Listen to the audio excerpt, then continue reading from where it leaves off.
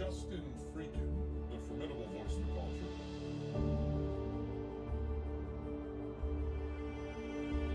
Hey Justin, are you trolling?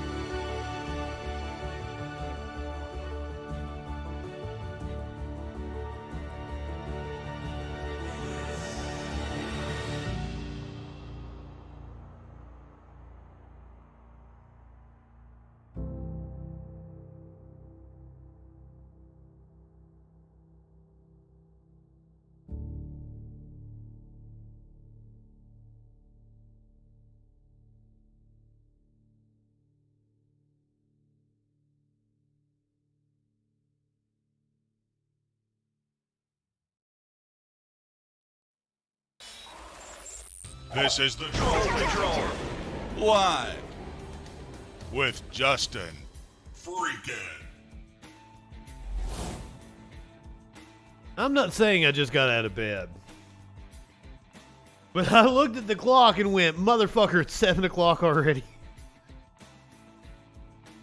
I told Curiouser, I was like, I did not expect it to be 7 o'clock when I looked at my phone. Luckily, I did my show this morning before I went to bed. Welcome to the Troll Patrol live. It's a freaking Sunday. Post Thanksgiving. I'm glad to be back. I miss this shit when I'm not doing it. And I need to get high. Which, weed indeed. Hope everyone had a fantastic Thanksgiving. I certainly did. Until I didn't.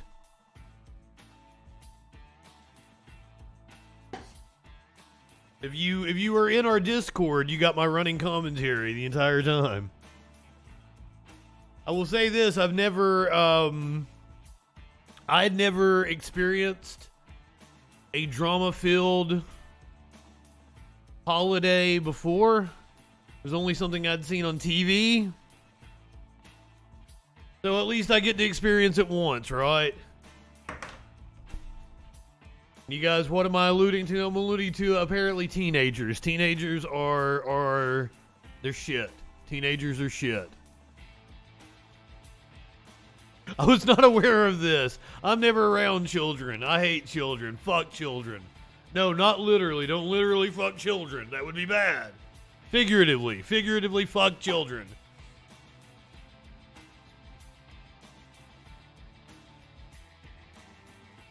Cicero, Warlord, RB, yes, Warlord continuing his crusade to get me canceled. RB took issue with the fact that Warlord isn't on the commercial, the censorship commercial.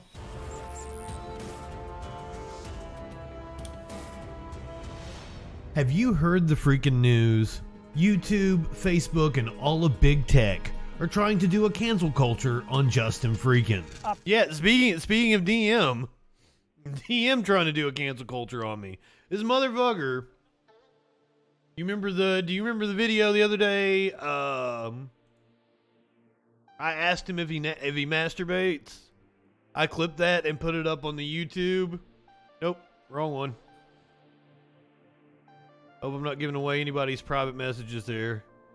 Tadpole, good evening.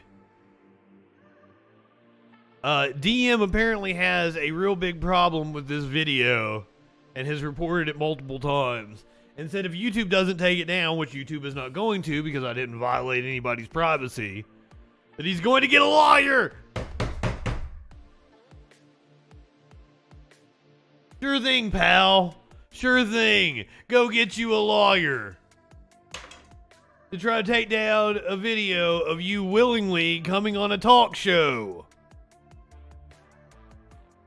That's his argument has been that he did not know that I was live when he jumped into the dedicated voice chat for this show.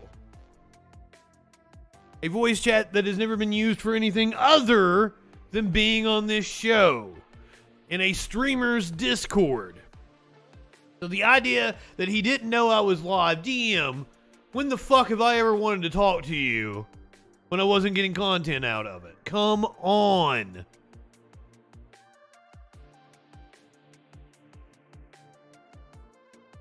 Clipped and shipped. Did you tag the CIA, Warlord? And I'm like, come on, that's a fucking hilarious thumbnail. I'm the master of thumbnails. Glad to be back so I can make some more killer ass thumbnails this week. And apparently we found out DM is a sovereign citizen. The Cicero, if you've been here when the kid that hates unions because he thought they're stopping him from auditioning for his favorite anime. If you've been in our Discord, he's the Trump supporting far right lunatic that we found out is apparently a sovereign citizen today. And he started telling us about how the 14th Amendment took people's rights away from them. And I'm like, dude, have you ever even read the fucking 14th Amendment? How does that take rights away from you? Come on, explain it to me like I'm 5. Sky Comet, what is up, my friend? So glad to see you. We were just discussing DM and how DM keeps trying to take down my video of him on YouTube, but that won't happen. DM's the new poop boy, and the thing that we learned while DM complains about freedom and how big tech censors people, we learned that DM has actually filed multiple complaints to take videos down off of YouTube. Because that's the way dumbass right-wingers operate.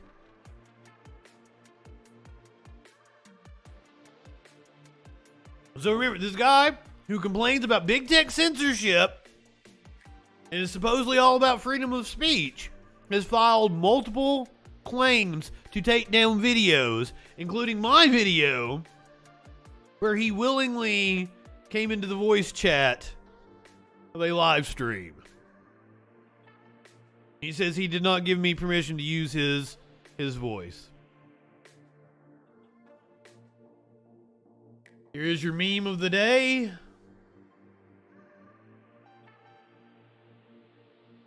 Badass photo of the band Tool.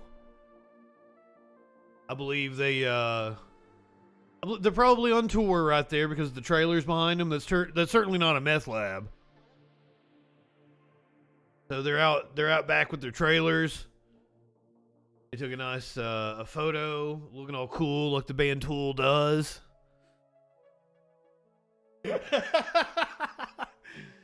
Oh, I love it. They've got Bryan Cranston as Maynard here, I would assume. But Maynard's a short little fuck. So he'd probably be the size of Aaron Paul instead.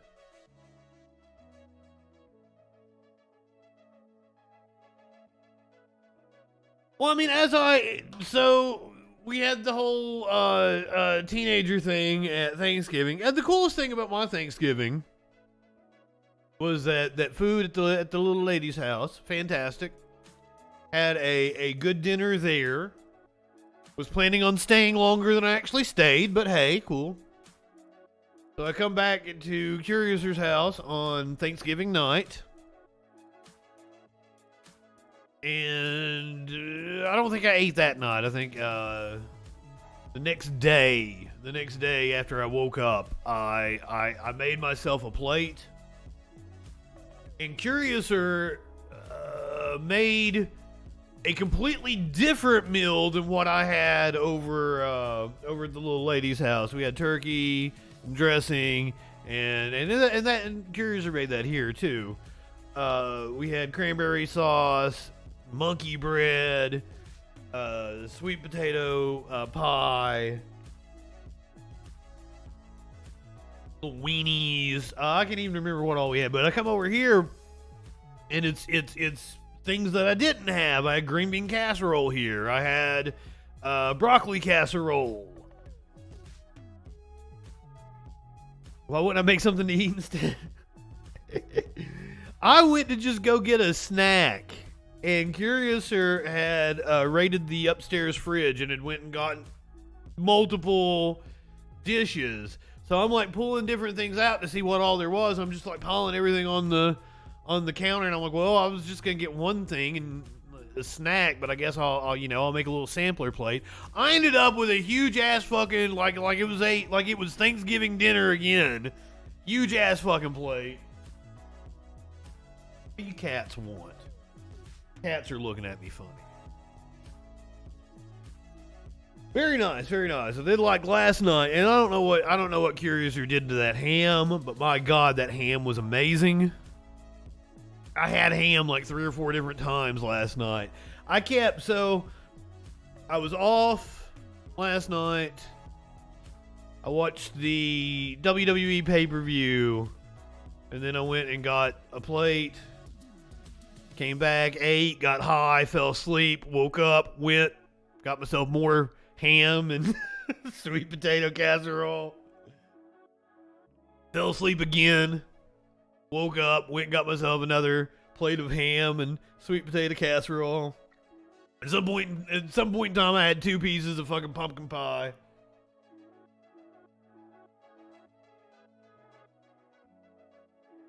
Living my best life indeed. Good evening, Fuzzy Simba. So glad to see you guys. I'm glad to be back. I miss being on. I live for this shit, and I've felt naked and empty inside without being on here and talking to you guys and telling you guys what that news be doing. Hopefully, you're not getting all your news from me.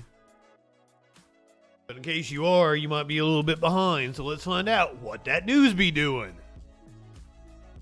The Taiwanese president has resigned as her party leader. With chaos following the Taiwanese elections, we're going to get the update and why that's going to affect us here in the U.S. A fire in China following COVID lockdowns has led to mass protests. We're going to get the update on what is going on in China. Fox News contributor had a meltdown over vaccines on the air in the last couple of days. This isn't like I'm pulling out an old clip. This is still like some woman I was having an argument with yesterday was telling me about how all the government handouts were stopping people from going back to work. And I'm like, what government handouts? And she said extended unemployment, rent relief, stimulus checks. And I'm like, there hasn't been a stimulus check in almost 2 years now. The extended unemployment ended a year and a half ago. There are no rent relief programs on the federal level. When I asked her to tell me about these rent relief programs, she was like, oh, all the cities have rent relief programs, especially the blue ones. I'm like, well, that's not Biden. You were telling me about Biden. Right-wingers are morons. We're going to take a look at Georgia early voting. Lines around buildings yesterday. Following a judge ruling that, ruling on behalf of the Warnock campaign that they can continue to vote on Saturday in Georgia. Kristi Noem was on one of the morning shows this morning to bitch about the RNC chair, Ronna McDaniel. Donald Trump had visitors to Mar-a-Lago. One Mr. Kanye West and another Mr. Nick Fuentes. The company you keep, people. The company you keep. Walmart fired black employees at twice the rate of white employees during the start of the pandemic. I have no reason why employees might be disgruntled at a Walmart. Speaking of which, just another day in mass shooting USA. We got multiple mass shootings to cover, including the Walmart shooting that happened on, what was that, Tuesday night? We covered, if you joined us on Wednesday morning for Prime Minister's Questions and C-SPAN Washington Journal, we covered the Walmart employee. We're going to hear a firsthand account from one of the other employees that were there that survived. 12-year-old is dead in Atlanta after a shooting near Atlantic Station. We're going to take a look at how 2022 is the second worst year for gun violence in almost a decade. President Joe Biden renewing his calls for assault. I'm sure Biden was past assault over the weekend. Biden renewing his calls for an assault weapons ban.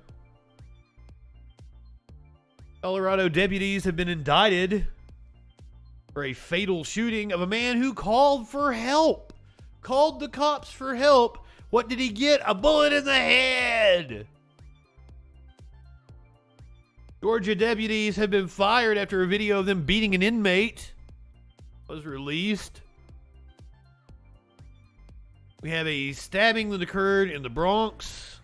I believe 2 people are dead from that one. We're going to get an update on that. That happened a day or 2 ago. A judge has ruled that a 19-year-old cannot witness her father's execution. Father sitting on death row. Apparently they have a law saying you cannot witness an execution if you are under the age of 21. 19-year-old daughter of this death row inmate petitioned the court to allow her to watch her father's execution, and the state said no. So many things wrong with that story. We're going to look at images released by NASA. The closest images ever of the moon's surface. Super cool. We're going to talk about holiday travel. Airports are packed today as people heading back from their holiday with families. Or maybe friends. Like I said, holiday with families. I didn't spend holidays with families. I didn't spend the holiday with families. With family. I was with friends. And you can have just as good a holiday with friends. So I don't ever want to put anyone's holiday plans. It doesn't matter if you're spending it with friends, family, just one other person, by yourself. I've had Thanksgiving by myself multiple times. Ain't nothing fucking wrong with it. We're going to watch a couple brawls from Walmart on Black Friday, because that's going to be fun. Even though Black Friday not as chaotic as it has been in the past, post-pandemic. And we're going to talk about football man Jerry Jones, who has been identified in an iconic photo. In an iconic historical photo. This is Cowboy owner Jerry Jones. Guy Comet, who's the young lady with the yeah, that story is gonna be heartbreaking. Did I ask her where she got her rock from? The woman talking about the programs? Yeah, I know. I was on crack. Right. Well, She was on crack. All that and more tonight on the Troll Patrol. Once again, here's your meme of the day.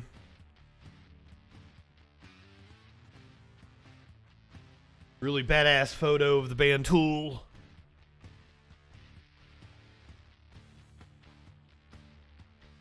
Jerry's watched the Weird Al biopic. She and I were both up at like 5 in the morning the other day. I walked in there and she was watching it. I was like, oh, how is it? And she was really into it. Apparently, like, it's a parody of a biopic movie. It is not a biopic movie. It's a parody of a biopic movie. And that is super cool.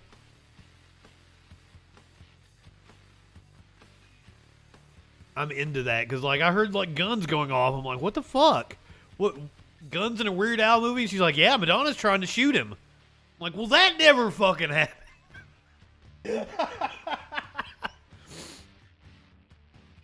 Cool. I'm into it. I'm going to have to go watch it. I'm so behind on everything, though. I need to catch up. That's what I tried to do last night, was catch up on, like, Quantum Leap and Saturday Night Live. Like, I told you I'd watched the Dave Chappelle monologue from Saturday Night Live, but I hadn't watched that episode. I was like weeks behind on Saturday Night Live. I watched the Amy Schumer, the one before the election last night. Hopefully tonight I'll get to watch the Chappelle, which is after the election. Then I assume there's like one more episode I've missed. Try to catch up on my Saturday Night Live. Not high enough for this shit. I'm not high, period, really, because I just woke up not too long ago. And I look at the clock and saw it was like less than an hour until the show started. Socks was like, well, come on, let's get back in bed. I'm ready to cuddle with you. And I'm like, buddy, I can't cuddle. We gotta get up and do this show. People depend on me to find out what that news be doing.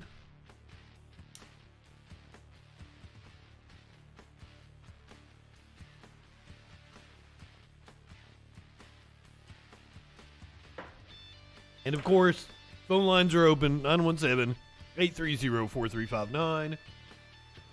The Discord, wide open, unless your name is DM. I don't really want to talk to him again. I like stupid people, but my God, I think we've gotten as much as we can get out of DM, I do believe. Maybe, who knows? Maybe I'll get a wild hair up my ass and ask him more about his sex life. Oh my God! I made fun of him for having a crush on a furry anime character. And I didn't know he had a crush on a furry anime character at the time. And he's like, it's not cool to make fun of people with crushes on furry anime characters. I'm like, what?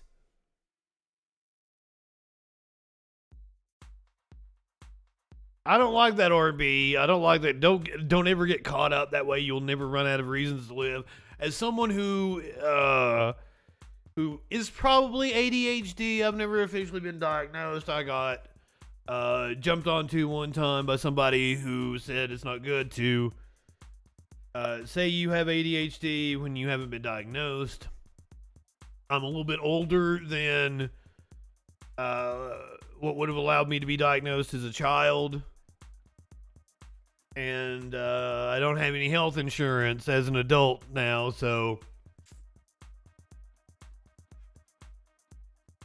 But the whole thing about stressing over like one event on your calendar for the day and not being able to concentrate on anything before it. That's a symptom of ADHD, and boy, do I ever suffer from that shit. Procrastination on shit that would take me 10 minutes total. I will procrastinate for weeks on end. And I've gone over this before, you know, making video for my clients, what I do for my day job. I will stress and procrastinate on doing a video, and then when I finally sit down and do it, it's like, I have fun doing this shit. I enjoy my job. Why did I spend 2 or 3 weeks putting this off when I could have got 10 minutes and I would have had it done?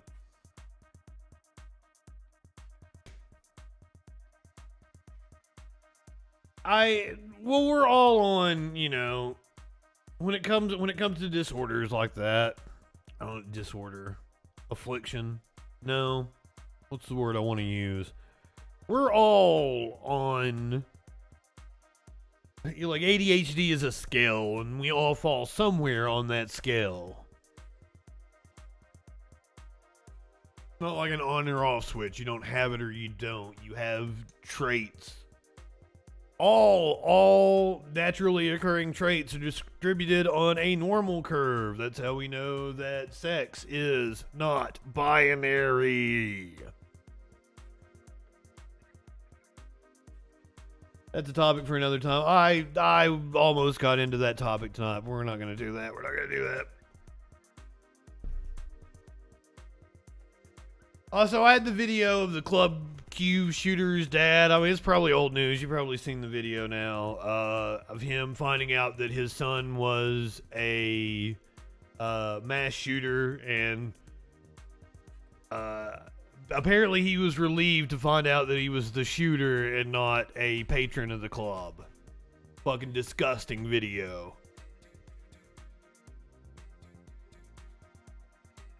If you guys want to, we'll get the update on the Club Q shit when we get down to the Mass Shooting USA section of the show.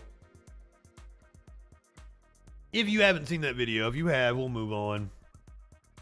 I haven't been on since Tuesday night, so we're kind of catching up on things.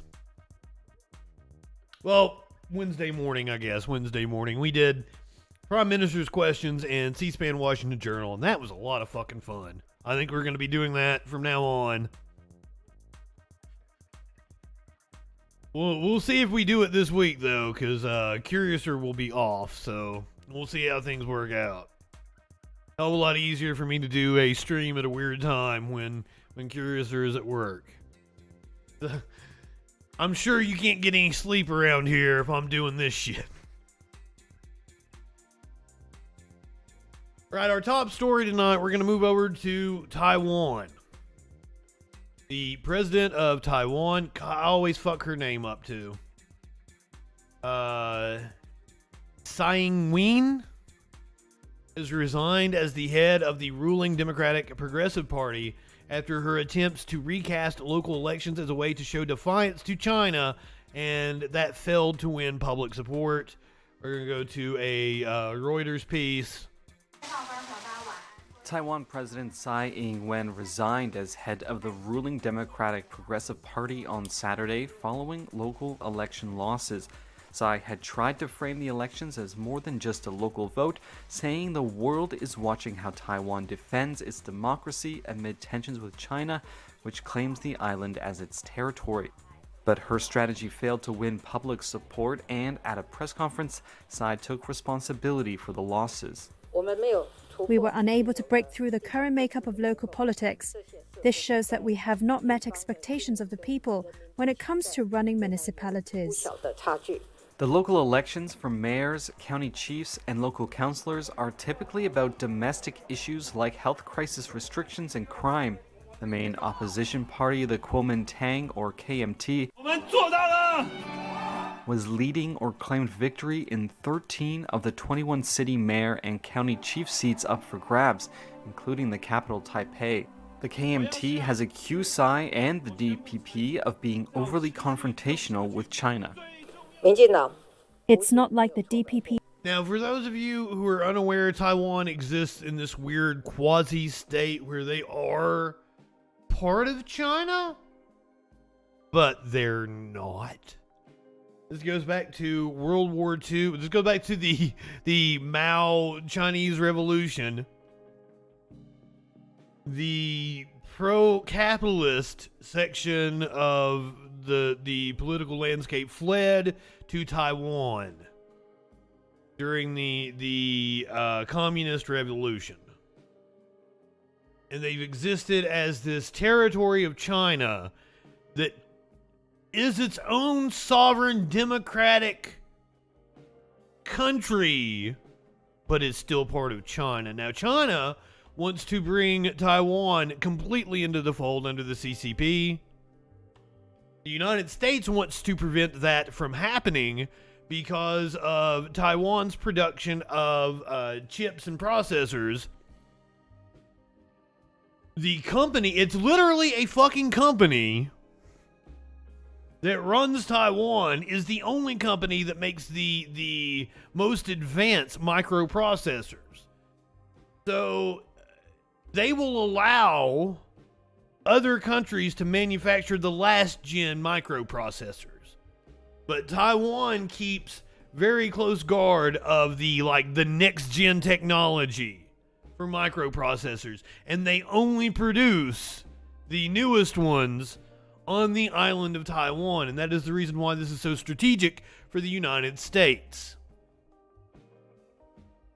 This seems to be a blow to the U.S., however, with the current Taiwanese president stepping down. The KMT has accused Tsai and the DPP of being overly confrontational with China. It's not like the DPP has never failed or fallen before. We will conduct thorough reviews. The more the people expect from us, the better we have to perform.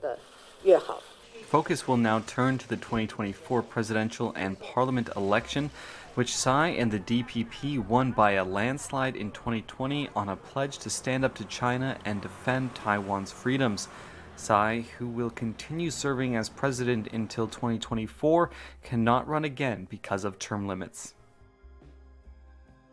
So she will still remain president. She's only stepping down as the party leader now. Simp, good evening. Thank you. Had a great vacation. Lenny, so glad to see you guys. RB, you're right. That shooter had the meth brain.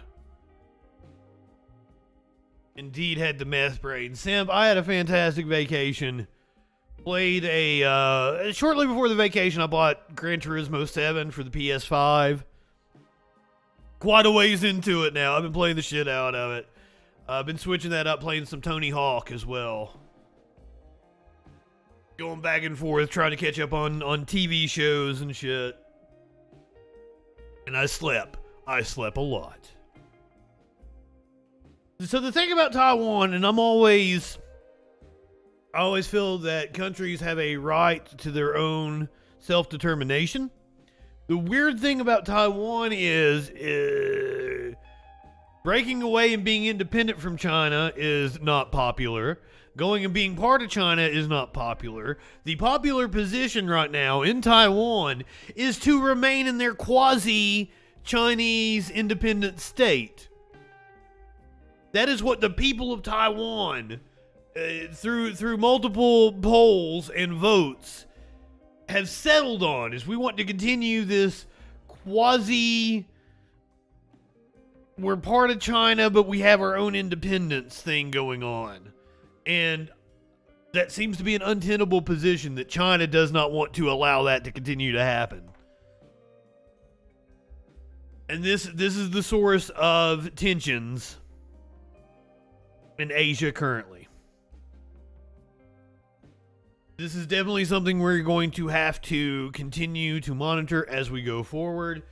This very well could lead to a hot war. If not, and some people speculate that we already are in it, this is going to kick off a new Cold War with China. Some people say that it's already begun. And there's a lot of evidence to suggest that's true. Unfortunately. But that is what we're going to have to keep an eye on over the next decade. Are you considered a Southie, Lenny? I don't know shit about Boston. Curiouser goes there every other year, every 2 or 3 years. He's a big fan. Now I've taken the Freedom Tour. I've taken the Freedom Tour on the game Fallout 4. Speaking of freedom, the residents of China not too happy with the current lockdowns being imposed on them by the Chinese government. Now, we are going to be watching a NBC News piece, so I always have to preface when we're doing media that is going to be partial to a United States version of events. We need to take that into consideration as we are watching the pieces from NBC News talking about the protests in China over lockdowns. Tonight, rare scenes of open discontent. Video showing protesters in Xinjiang fed up with China's zero COVID rules, chanting "End the lockdown." Authorities wearing hazmat suits attempting to hold their ground. The show of public defiance, part of a national outcry, stoked by a deadly apartment fire Friday night that killed 10 people, including children. Videos on social media appearing to show emergency crews slowed down by COVID measures around the high-rise. It took 3 hours to put out the flames. Residents, many locked down for months, were trapped. China's government had tried tweaking zero COVID rules, but with cases now at a record high, they're bearing down again. In Beijing, schools, stores, and offices. Now, when they say record high, I would assume that their daily average is far below what the U.S. is. When they say record high, they've had a zero COVID policy. So it doesn't take much to actually get a record high of cases. Offices are closed like it's the early days of 2020. Except now, growing signs of pushing back.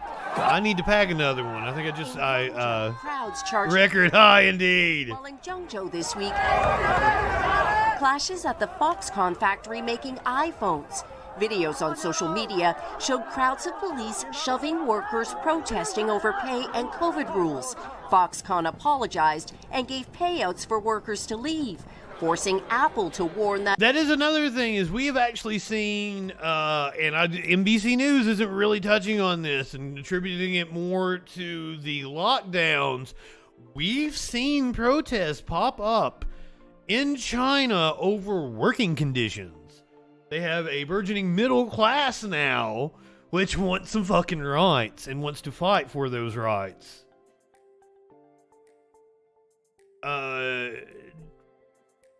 It's been about 3 weeks, I think, since the party renamed. Oh God, we've got fucking DM in here.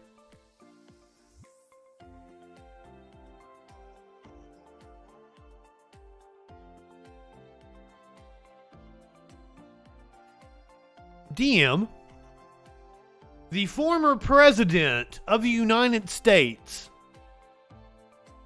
is sure to have people around him that could tell him, dude, this is a white supremacist. He did it on purpose. You stupid fuck.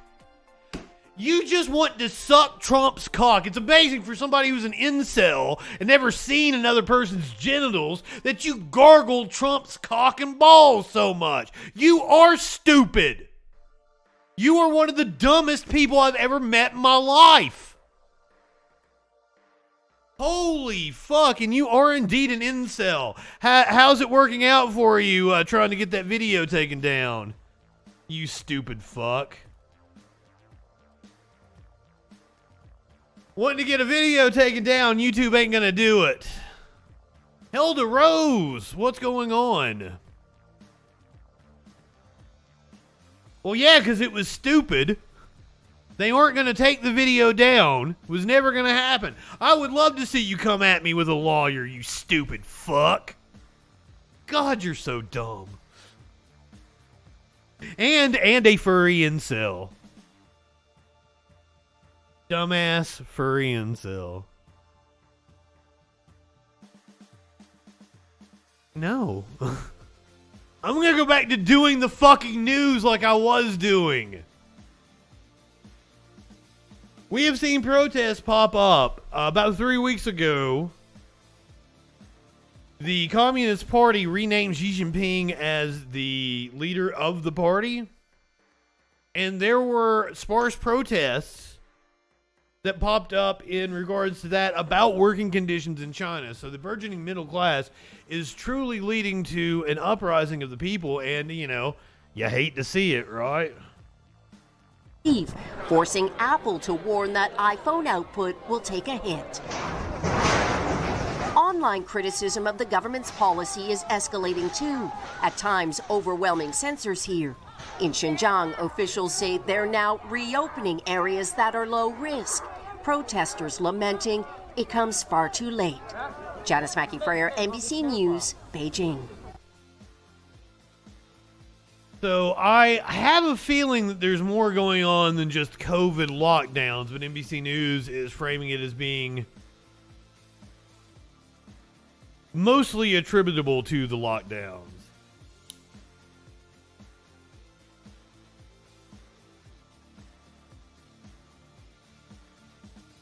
Clinically, good evening. I'm so glad to be back. So glad to see all of you. I've missed this. That's the past, 5 days? That's probably the longest I've gone without streaming since I started doing this regularly back in 2020. That was probably my longest. Oh, fuck, no. When I moved this year. When I moved to here, that was the longest time. My bad. Had a lot going on. DM, you don't know what you're fucking talking about. You're an idiot. You know, if there weren't right-wing fucking morons egging idiots like you on, nobody would be upset. Why people in the United States got upset about being paid to stay home is beyond me.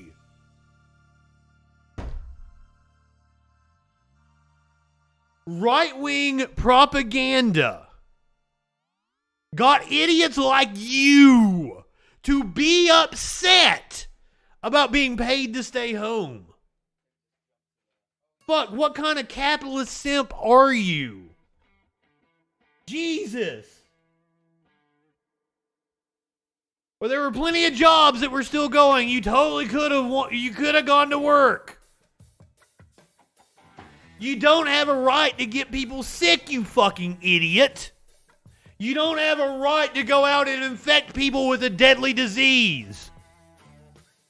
You stupid motherfucker. Exactly, you've internalized. And this stupid piece of shit is in the Discord talking about how he's fighting the establishment and doesn't realize that every position he has is in favor of the giant corporations that run this fucking company. No. Because when you remove unemployment, when you remove the COVID restrictions, people can't stay home. No, originally the way we had it, when what you were referring to as lockdowns, that was when people could stay home if they wanted to, and people, if they wanted to work, could go to work. But your dumbass wanted to remove all the protections. You wanted to remove all the things that were in place to allow people to stay home if they didn't want to get sick. You wanted to force them to have to go to work because you're an idiot.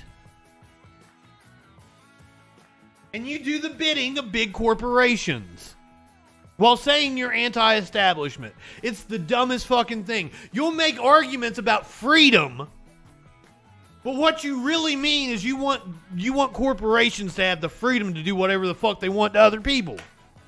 Or, in your case, many times it's religious organizations. You want religious organizations to have the freedom to impose their will on other people. Dumb shit. And you won't shut up and listen to anybody, and that's why I get so fucking upset. You just come in here and start running your mouth. Yeah, I yell a lot. I'm sorry. You hate unions because you have been conditioned by big corporations to hate unions. No, it's not a private organ, or I mean, it's not it can do whatever. And by the way, since we're bringing this up, I did look it up, which you fucking refuse to do. Depends on the state. There's never been a federal ruling on whether public teachers are considered public figures.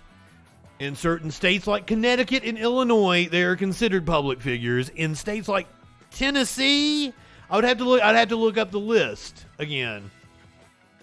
But in some of the states, they are considered private individuals. So, depends on the state. That's another reason why I get so upset with DM, because he didn't take the time to look that up. It was his goddamn point, and he didn't take the time to look it up.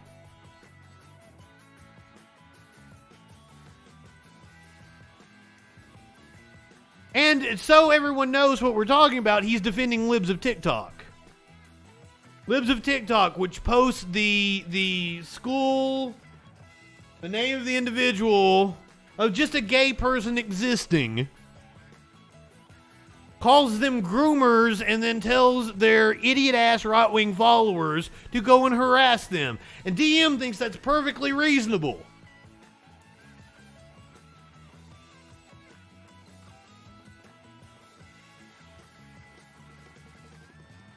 And then we've got Steelers in here saying stupid shit again. My God. Can I have a break from right-wing idiocy?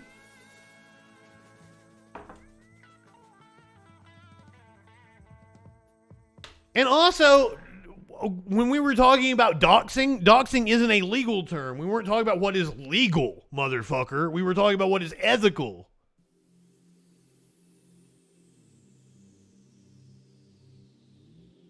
God damn.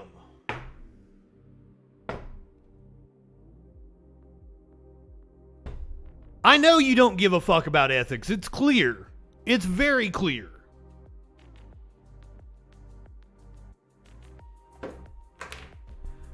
My God. Chat, have at 'em, guys.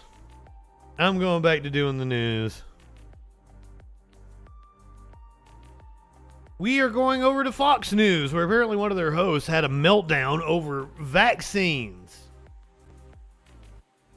I had to check and make sure that this wasn't old news, that this wasn't from like November 27, 2021, but no, it's November 27th, 2022.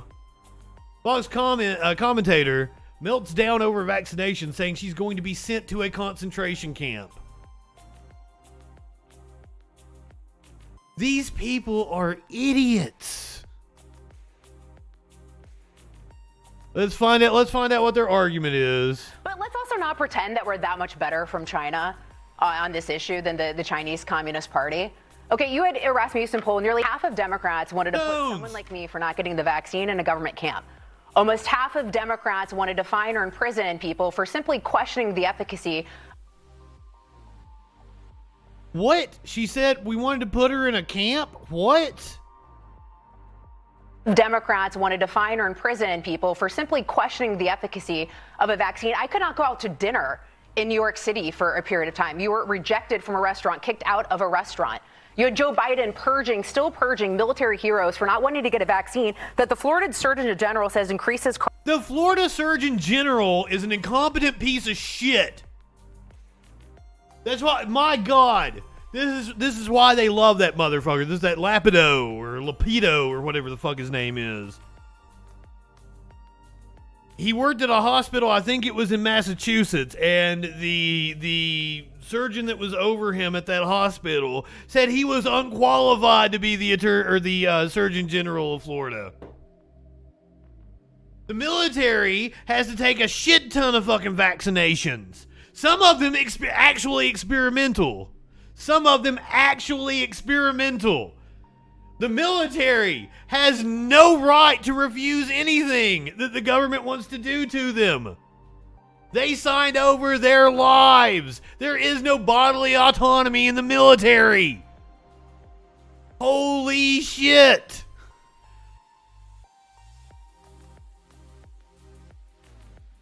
My God. And this, like, you have bodily autonomy. Nobody is forcing you to take a vaccine.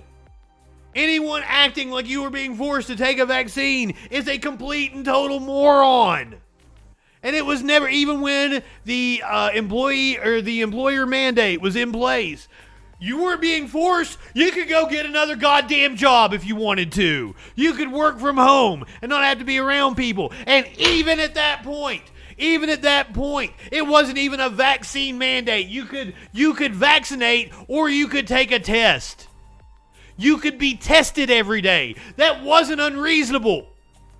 You can't just go infect people with a deadly disease. So the employee mandate was vaccinate or daily tests. What the fuck was unreasonable with that? There's not a goddamn thing. And anybody saying it was unreasonable, forcing you to wear a mask at your job, why is that unreasonable? That's like saying it's unreasonable to force you to wear a hard hat on a construction site. You stupid fuck. God damn. How are you people so fucking stupid? Military heroes for not wanting to get a vaccine that the Florida Surgeon General says increases cardiac deaths in young men. But it doesn't. So, like, let's not pretend that the United States is that much better than China on this issue. And what was sad, and I think what COVID really underscored, is that you think just because we're in America, because we're a republic, somehow we're immune to tyranny. We are not. We saw it. Joe Biden's a tyrant. Justin Trudeau's Canada, Australia, all these countries that are supposed to be free are not. And what was that story we saw this week, right? Where a majority of deaths from coronavirus in this country were by those who were vaccinated more than unvaccinated. In other words, you know, what we were promised and what we're seeing now are two very different. Yeah, I want to see when the time period is of that number. If the majority of people are vaccinated, then the majority of deaths in like the last 6 months would come from the vaccinated. That's true. That's one of those things where you manipulate statistics. And things. I'm sorry to cut you off. No, so we have to fight for freedom. Like, we have to preserve it. I mean, that's what Ronald Reagan warned to us. That Ronald Reagan. From extinction. And I really think that's what we saw during COVID. I know it woke me up in seeing that tyranny was here, seeing what these people would do. Thank God we have a constitution. You know, thank God we have checks and balances to the executive power, to Joe Biden. DM literally just said in my chat that he used to go to stores and buy all the masks and burn them. Like, that is stupidity on a level I can't even begin to comprehend. I got another person saying masks don't work. No, what you were saying when you say masks don't work is you're saying masks aren't 100%, and they're not. Each type of mask has an efficacy.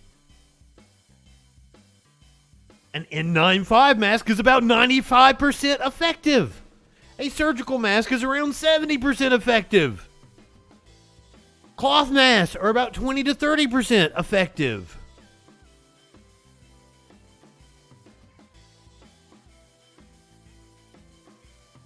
Oh my God. Do you hear what you're saying? It's like saying, like, fucking, you can't force people to wear a hard hat on a construction site. Hook. You can't force the kids to be vaccinated against measles, mumps, and rubella. We have a right to infect other people. He's 23 years old. He's one of the dumbest people I've ever met in my life. Honestly, this is the reason why this country did so poorly. We have one of the highest death rates of industrialized countries, and that should be something you get upset over, not masks.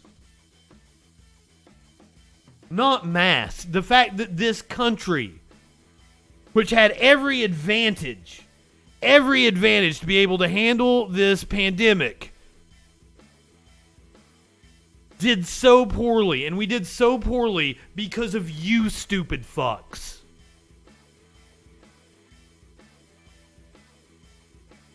Holy shit. But boy, it was here, and it's still here. And so not you only can't take that, it for granted. But you weren't even. And then listen to him. I told him he was unable to have empathy. And listen to him. Go cry about it, he says. Go cry about it. One of the highest death rates of any industrialized country in the world. And this shithead comes to my chat and is like, cry about it. While literally crying about having to wear a mask. Literally, the dumb fuck kid is crying about masks. And then telling me to cry about it when I bring up that we had one of the highest death rates of industrialized country in the world. Just the insanity. Yeah. General Strike, my friend. Thank you for being a freaking follower, and you know what? General Strike sounds like a damn good idea. It's here, and it's still here. And so not you only can't take that, it for granted. But you weren't even allowed to ask questions about it. I did. But we weren't allowed to ask questions about it. But I did it anyways. And a lot of people backed down and didn't ask questions. And those who did got absolutely destroyed for it. I did. It wasn't fun. But, you know, I felt like it was the right thing to do, and I thought it was wrong. Oh, you still live with your mom, DM. Fired over a vaccine that most vaccines have 5 to 10 years of research. This had less than a year. mRNA is new to the market, and we just didn't know. And instead, people were shoving it in people's arms, and it was wrong, and it's still wrong. And I will defend it till this day. Dealers, I just explained this to you. What you were saying is they are not 100% effective. They are effective. It's like seatbelts are not 100% effective in car crashes, but they are one of many mitigation tactics that you can take in order to reduce your risk of dying. Why do you idiots not understand this? Of course they're avoiding the word democracy. There were never any mandates. I just explained that to DM earlier. There was no vaccine mandate. You could get vaccinated or you could test daily. No, it might have not even been daily. It might have been weekly or some shit.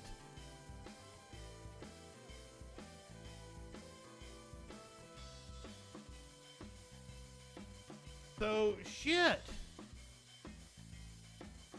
You just said you went to stores and bought all the masks and burned them, and then had the audacity to say nobody stopped anybody from wearing a mask. But here's the thing, is masks aren't that effective if everybody doesn't fucking wear them. If everybody had worn a mask, the infection rate would have plummeted. If we had done actual lockdowns and masking and contact tracing, more than likely we would have been over COVID in a month or two. And things would have been right back to normal. But you idiots can't understand how anything fucking works. And you make everything worse. Everyone should still be wearing a mask right now, especially with RSV going around, especially with one of the worst cases of influenza going around right now. Everybody should be wearing a mask. The idea that masks don't work is just stupid. Anyone that says that is a fucking idiot.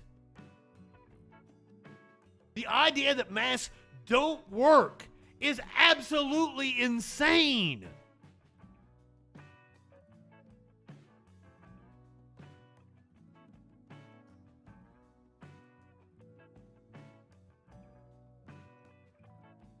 Oh my God. What an idiot. I need to check my panties because I'm on my...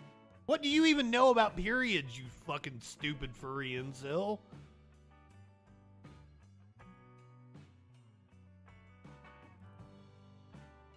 You don't even know how vaginas work. When we come back, we're going to be talking about early voting in Georgia, which is apparently booming.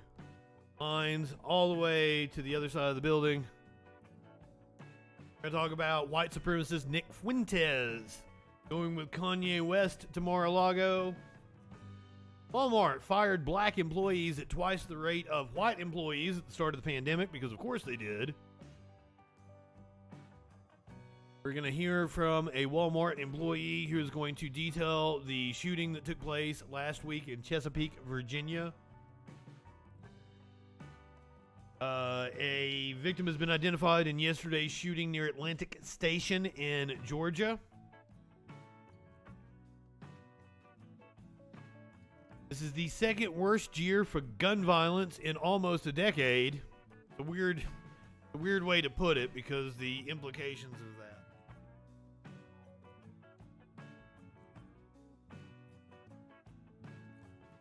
Almost a decade. Just another day in mass shooting USA. Hey DM, where do you think the US ranks on the Freedom Index? The Freedom Country. Where do you think the US ranks in the Freedom Index? How are we the Freedom Country when we lock up more people than any other country on the planet?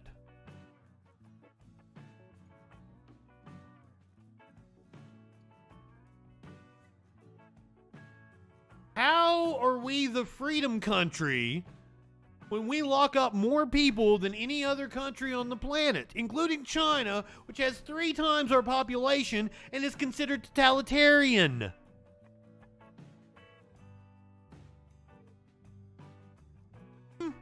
Answer that question, you stupid fuck.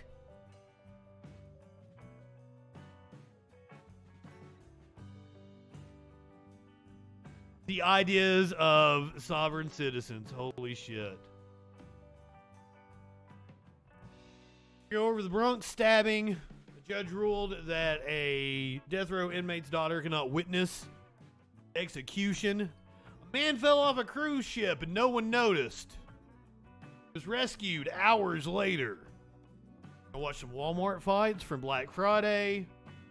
Gonna see a packed airport following holiday travel. All that and more on the other side of the break here on the Troll Patrol live.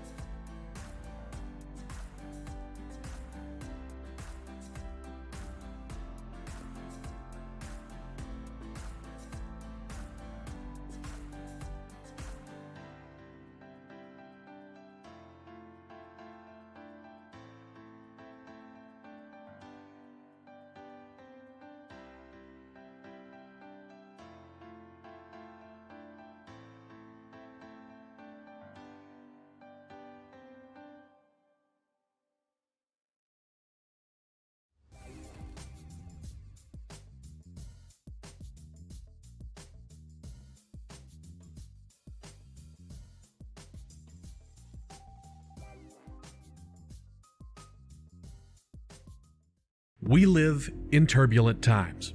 The media is full of deception, conspiracy theories, and fake news.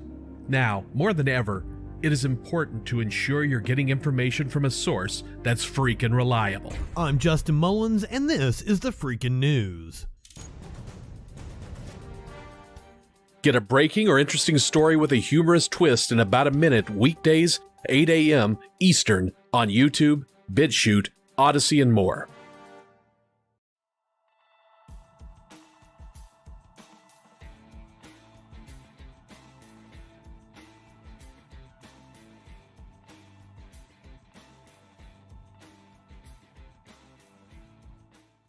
Now we turn to YouTuber Justin FREAKIN. The guy's, he's a formidable voice in the culture.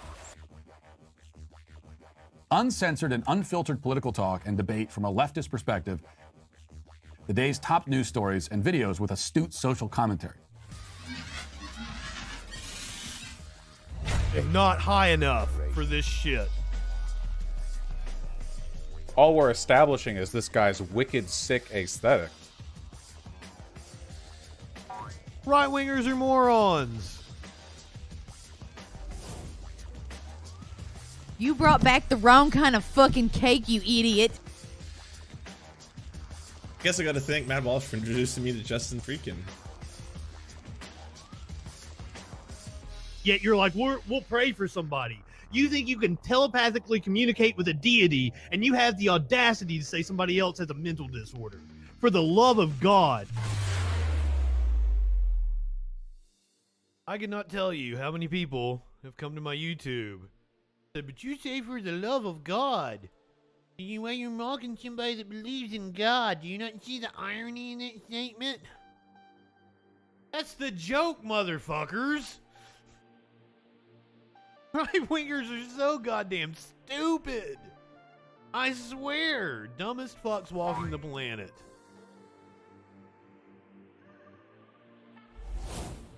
Media Winch! Oh my god, I love your face. I'm so glad to see you. I hope you had an amazing Thanksgiving. If I wasn't thousands of miles away, I totally would have took you up on your offer to just come on over and act like I own the place. I don't know about that. She had Friends on the TV. Friends? Friends? I just like I might have lost just a little bit of my love for you that day. Friends? I'm sorry, there's nothing wrong with Friends, other than it not being funny.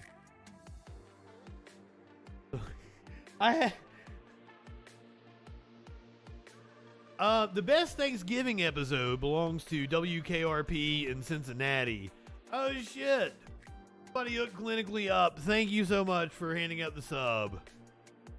Lord Locke. Hey.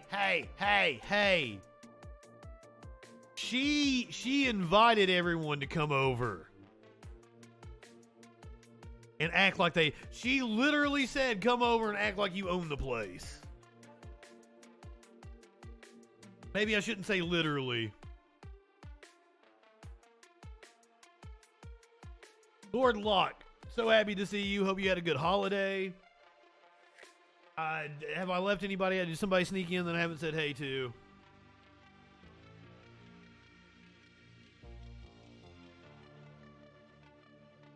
Well, I mean, I don't know that I said it correctly. Did I enjoy seeing Seth Rollins lose last night? That was the U.S. title match. I was wanting Sheldon takes it up the tail. Buddy, we don't kink shame around here. Sheldon, thank you for being a freaking follower. It sounds like you live in sexual anarchy. You live in sexual anarchy?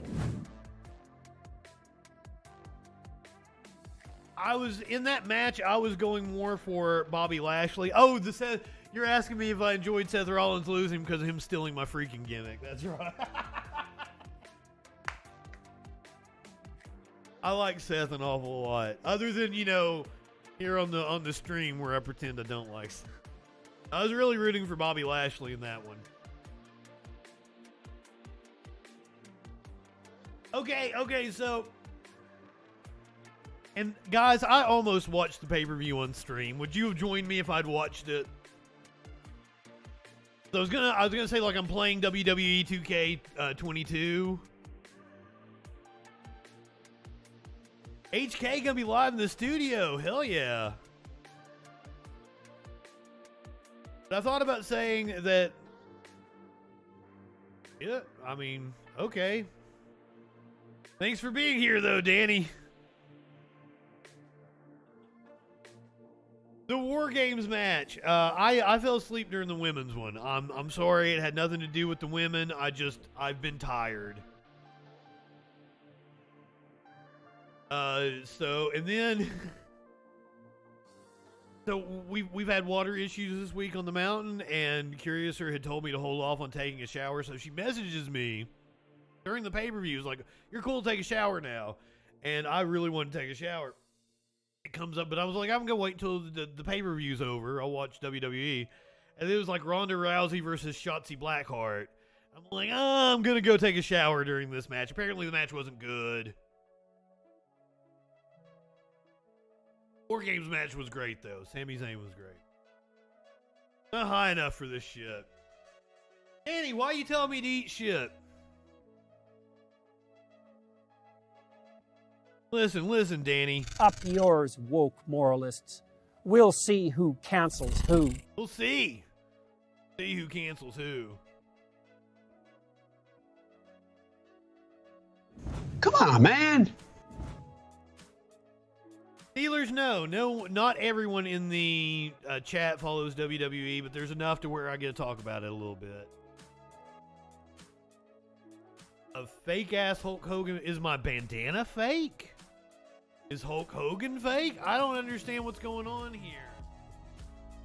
When it comes crashing down and it hurts inside.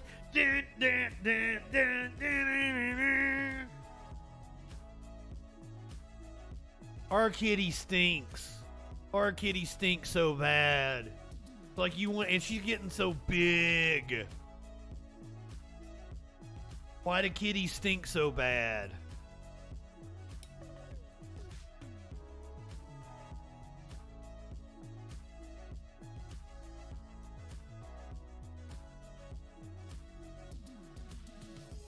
Then I'm there. Teenager goes and gets he's got this big ass bong. And I'm like telling him about like how wasteful that bong is. And he's like trying to tell me about like how blah blah blah, educate me on smoking pot, and I'm like, you're 16. I've been smoking pot longer than you've been alive. I take bong rips on stream that apparently make people think I have some pretty strong lungs. Oh, you get a meme when we come back from a commercial break. I haven't given you your meme yet.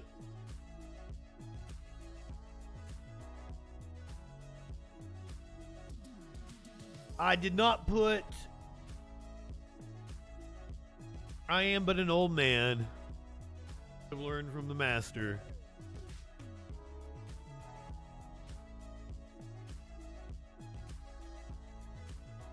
Literally been high longer than a 16-year-old has been conscious. Exactly, clinically. Me too. Oh, Tones. I'm sorry, like, I missed it earlier when we were getting into the news there. You said something about your friend was having, like, suicidal ideation. I'm sorry to hear that. I hope you're able to talk them down. I will say that one of the teenagers that bummed a ride home from my lady friend while I was at her house for Thanksgiving. It's like 2 a.m, and like all the adults had the chance to sit around the table and actually have a conversation, and it was wonderful. It was wonderful. Once the adults were able to sit around and have a conversation, things were very pleasant. But then one of the teenagers comes in is wanting a ride home. My lady friend says, "Of course, honey, I'll give you a ride." gets up, is getting her keys and everything. I did not move. I did not move from where I was at. I think, like, she had me, like, packing the bowl and shit. So I'm, like, sitting there maybe packing another bowl. And, like, she's like, well, you're going to come with me, aren't you? I was like, well, I hadn't planned on it. So I get up, I put on my shoes, and I go with her. Just as soon as we shut all the doors in the vehicle, this 16, 17, 18-year-old kid who he was hit by a car twice in the last couple of days and then tried to jump a creek and fell in there. Apparently he had a concussion. I asked if he was that dumb always.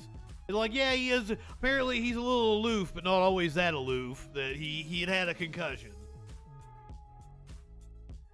But once we close all the doors in the car, he starts talking about how, like, he tried to kill himself last night and that he thinks he might do it again tonight. And, like, I'm like, God, how did I find myself in this situation? And I'm just like, I grabbed my hair, like, put it in my mouth.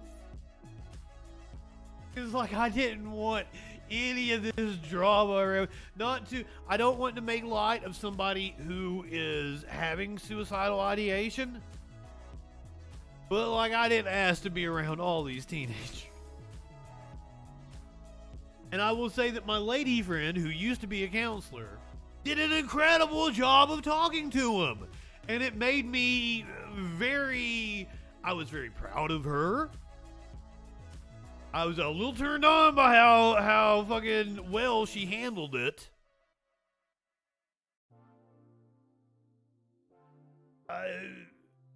Because, like, he's, like, crying in the back seat. It was like, people say I'm pretty enough to be a model. Maybe I want to be a model, or I want to be an actor. Then I can be a model, too. But also, I want to be an electrician and a plumber. And this is seriously what he said. Electrician, a plumber, and a carpenter. And then, like, my lady friend is like, well, honey, if you were a general contractor, you could do all those things. And you can get involved in community theater and blah, blah, blah. Yeah, luckily she was a professional. Exactly, Simp. I don't want to be in those situations. I also don't want to, like... The problem with me and the situation that I was put in for Stop Animal Murder and Torture,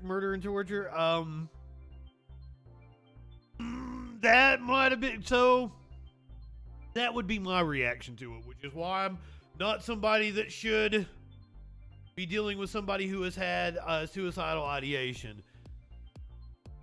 But also, I'm not one, like, I don't know anything about this kid situation for me to sit there and, like, think, like, oh, it's just, like, a cry for attention, and this is just some punk-ass kid. Like, that was wrong of me to make that judgment in the moment. I don't know what he's going through, and apparently there was a lot of shit going on in his life. So, like, it was best I just shut up, which the rest of the weekend, or the rest of the time I was there, I did not. I find it very hard to shut up in situations.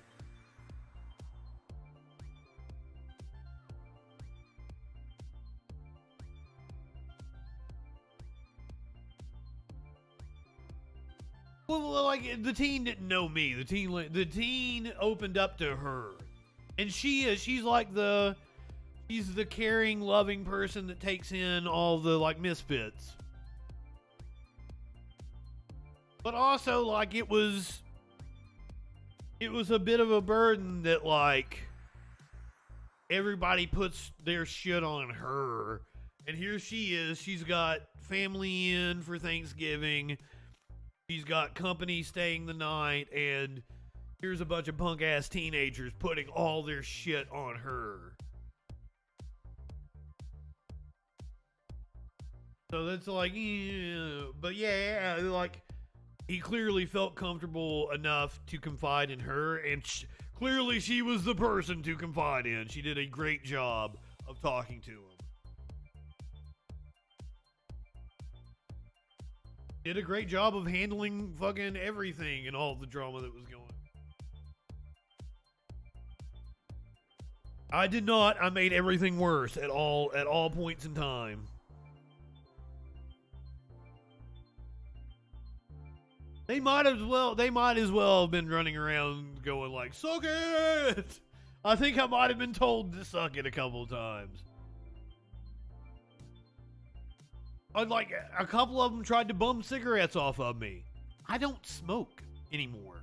Like, this has been almost a decade since I've smoked. Coming up to me like, I can't bum a cigarette over you.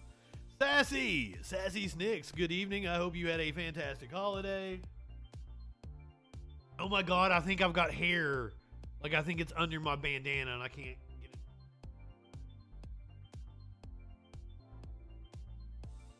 it. Oh shit. We got news to talk about, so let me take another rip off this bong and let's find out what that news be doing. I lost my line.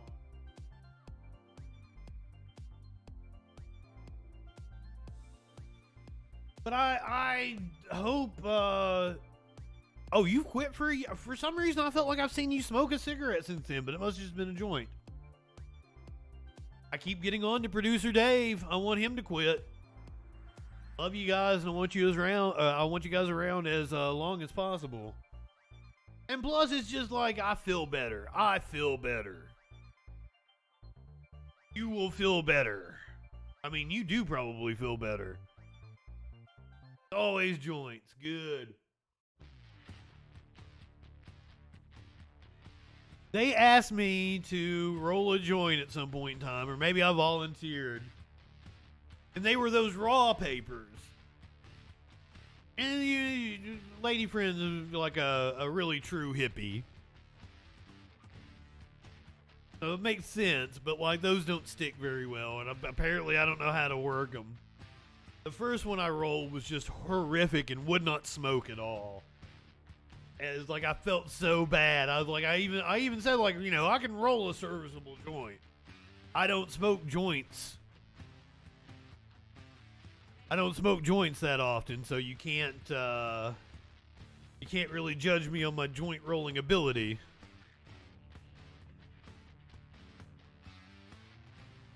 And the second one just would not stick together. It was a mess. It was a mess.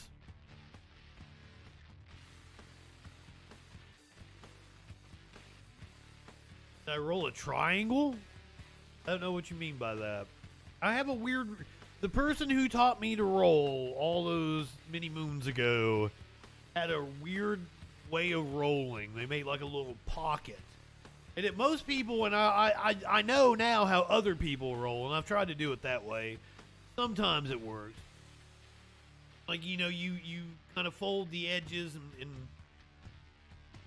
stick them in kind of like a origami or some shit. This dude always like folded over the ends and made a little pocket. Blew in the pocket. It would have a little opening. You put all your joints down in there. But then you'll have to cut off an end because it's sealed up.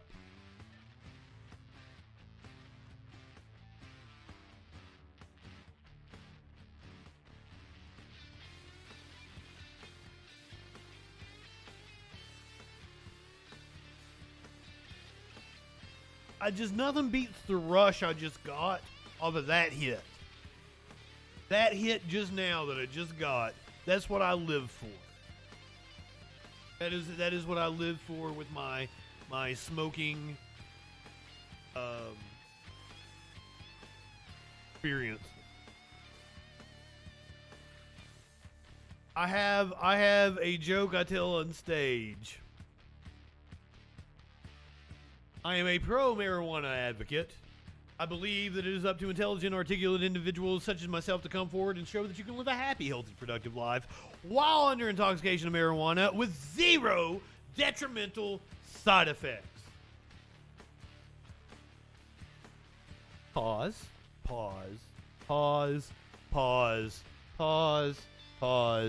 Laughter. Pause. What was I talking about again? Oh yeah, I love pot.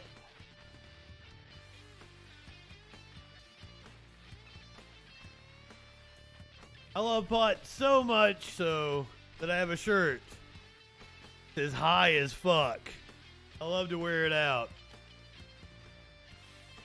I'm just doing material now.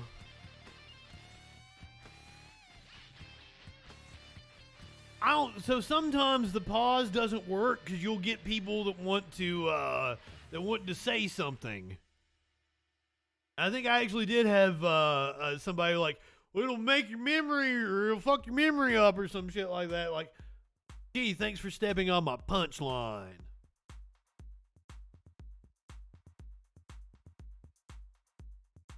I think I might actually do that joke on one of the videos that's up on my YouTube, and there is a woman that is drunk, like she's just off camera, but she's in the front row, and she's talking to me like we're just sitting there having a conversation. Every joke I tell, she's got like a story she's telling back to me. It's wild.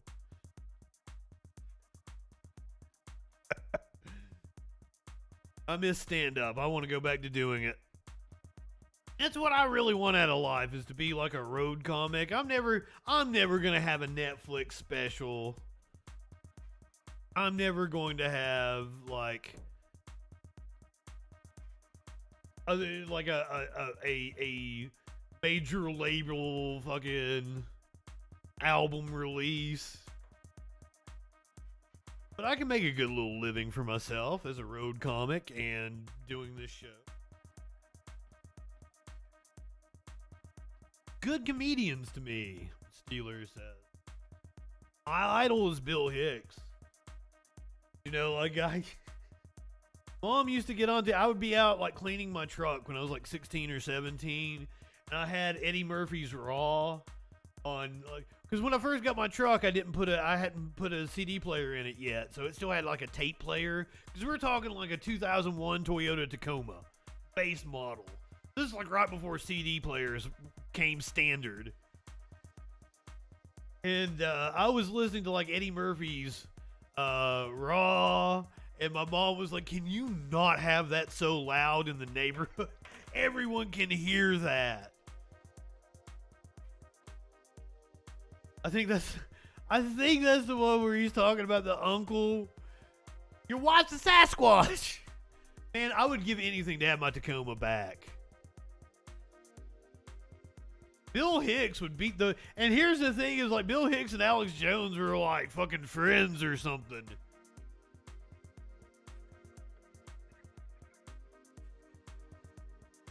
I don't remember which one's which, Media Winch. I don't remember which, and like I get all the jokes, or like to me they're just like one special.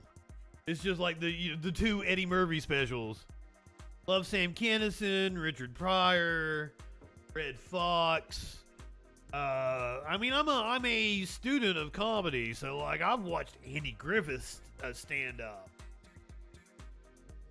I never got the appeal of Lenny Bruce, but I think that's because like with Bill Hicks, I can understand how Bill Hicks is going to lose all relevancy. I am lucky. Like I could go back and take all of Bill Hicks's material and remove all the dated material from it and put together like one special that's like timeless jokes. But the rest of Bill Hicks's catalog is very timely. You kind of have to know what is going on. I'm really partial to whichever one he's talking about. His uncle is being married to a Sasquatch, and she sticks her head out of the like boat and comes back up with a fish, spits it into the boat. It's like, oh, gobbledygoo. He's talking about Mr. T getting ass fucked.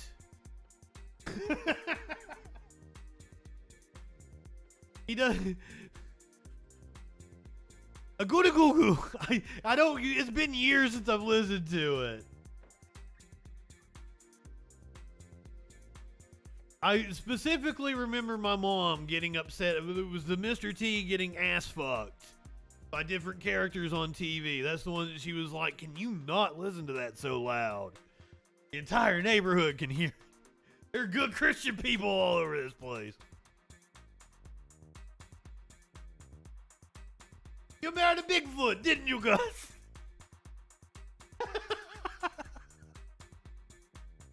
Curiouser, let's do it. Let's do it. Oh, and I was going to ask you, there's a new Will Ferrell, and it's like Ryan Gosling or Ryan Reynolds. I get them confused. There's like a new Will Ferrell Christmas movie, and it looked decent. Would you like to watch that? Spirited, yes, that's the name of it. It was like when the trailer first came on, I'm like, is this like Elf 2 or some shit? This isn't the same character. What's going on? Which Ryan? Ryan Reynolds? Is it? Did I get him wrong? Oh, it's a Scrooge type movie. I fucking love Scrooged. We can watch Bill Murray. That's on. I have every Christmas special ever, Curiouser. I figured you'd want me to download that and we can watch it. I don't know if you have Apple. It's on Apple TV or whatever the fuck. Also, I've pitched this to Media Winch since we're talking about streaming shit. I've pitched this to Media Winch. Finding the time to do it and everything is one of the things, but I really like this idea. I'm still tinkering with the name. It would basically be me and Winch watching shit that's on streaming services, like whatever big shit was coming out on streaming services. And especially if we haven't even watched like the other season premiere of whatever the fuck show, and it's season 5. We haven't watched any of the other seasons. We just watched the season premiere. And I called it like the upstream or the downstream or the stream. An idea for the logo I had was like me and Media Winch in a canoe on a stream. Like maybe the stream has the logos for like Apple, Netflix, Hulu, and shit. See, we could watch the new Wednesday show. And what we would do is we're watching it, and we would tell you like when to press play on the show. But because of copyright, we're not playing the show for you, but you would be able to hit play on the show and watch it in real time with us. We're going to give you our thoughts and shit on it.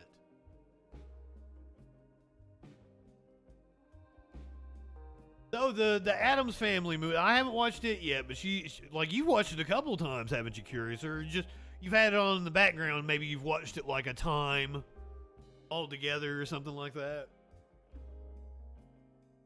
I was telling him I walked in on you watching the Weird Al movie, and it looked very funny. Be another thing Media Winch and I could watch on our podcast together, our watch along podcast.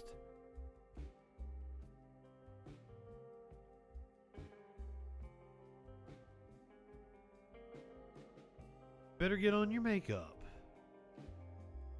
Sure, you will come up with something super cute. You're always styling. Is it what is called like Weird, the Al Yankovic story or some shit like that, right? I was telling him how like I kind of surmised it was a parody of a biopic movie.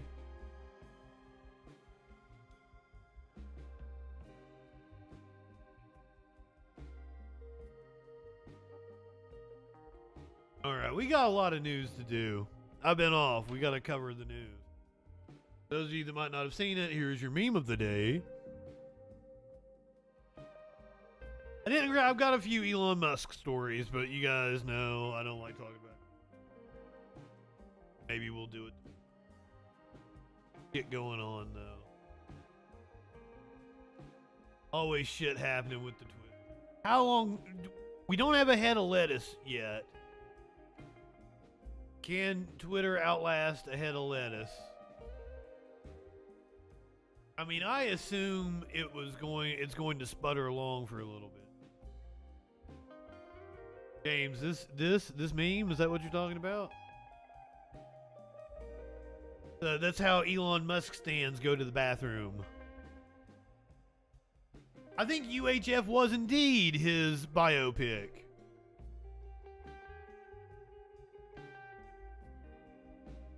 It's been a long time since I watched it. I want to say I thought it was boring. I watched it. Need to go back and watch it again because it's been 20 fucking years since I've seen UHF. I probably watched UHF on a VHS. Good evening. I watched UHF on a V. And James, I don't know if I said hey to you. Good evening, my friend. Let's move on to Georgia, where early voting started this weekend. Check out this line. Decision 2022 officially begins its overtime period today, as several counties across the state opened up polling locations. This was the scene at Northside Libraries. Folks lined up to vote in the state's runoff race for the U.S. Senate. Long lines could be found everywhere. The Secretary of State's office telling us more than 32,000 people cast ballots today, including over the Cobb County Elections Office. That's where we find our Karen. Damn, you got some pretty eyes, son. Voting on this Saturday involved keeping... I could stare into his eyes all day. What the fuck?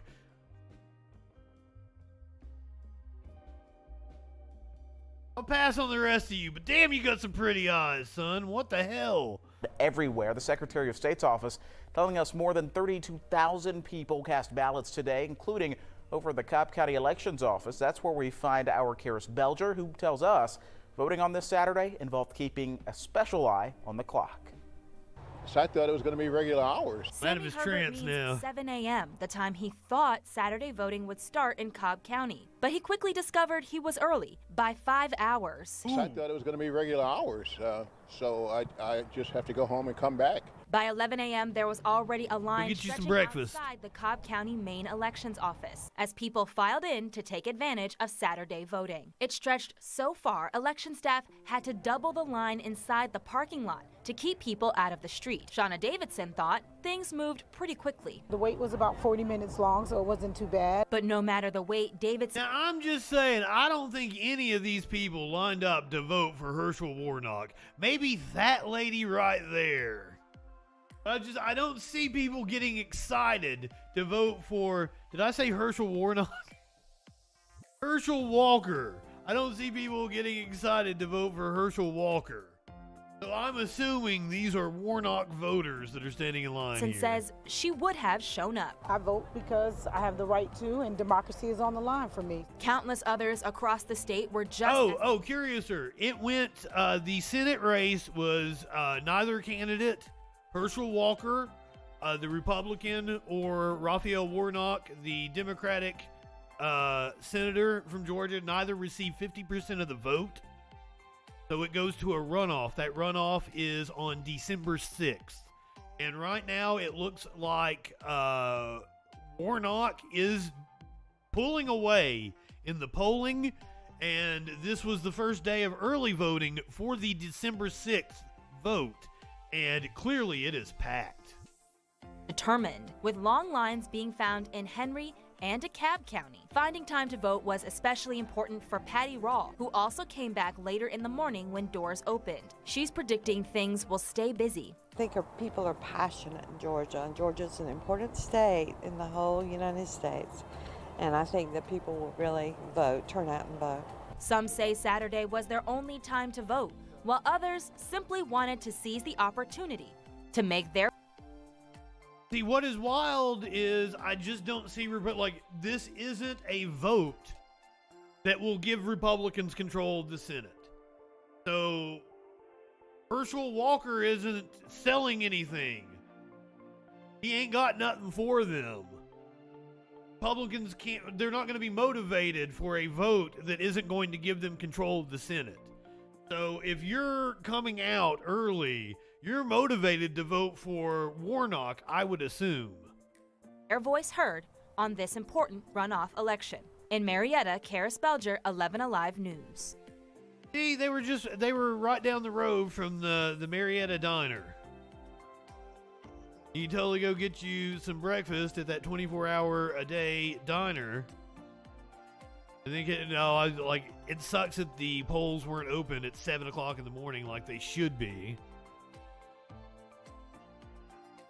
Apparently, what they say, 5 hours from 7 o'clock, opened at 11? Did I math right? Opened at noon.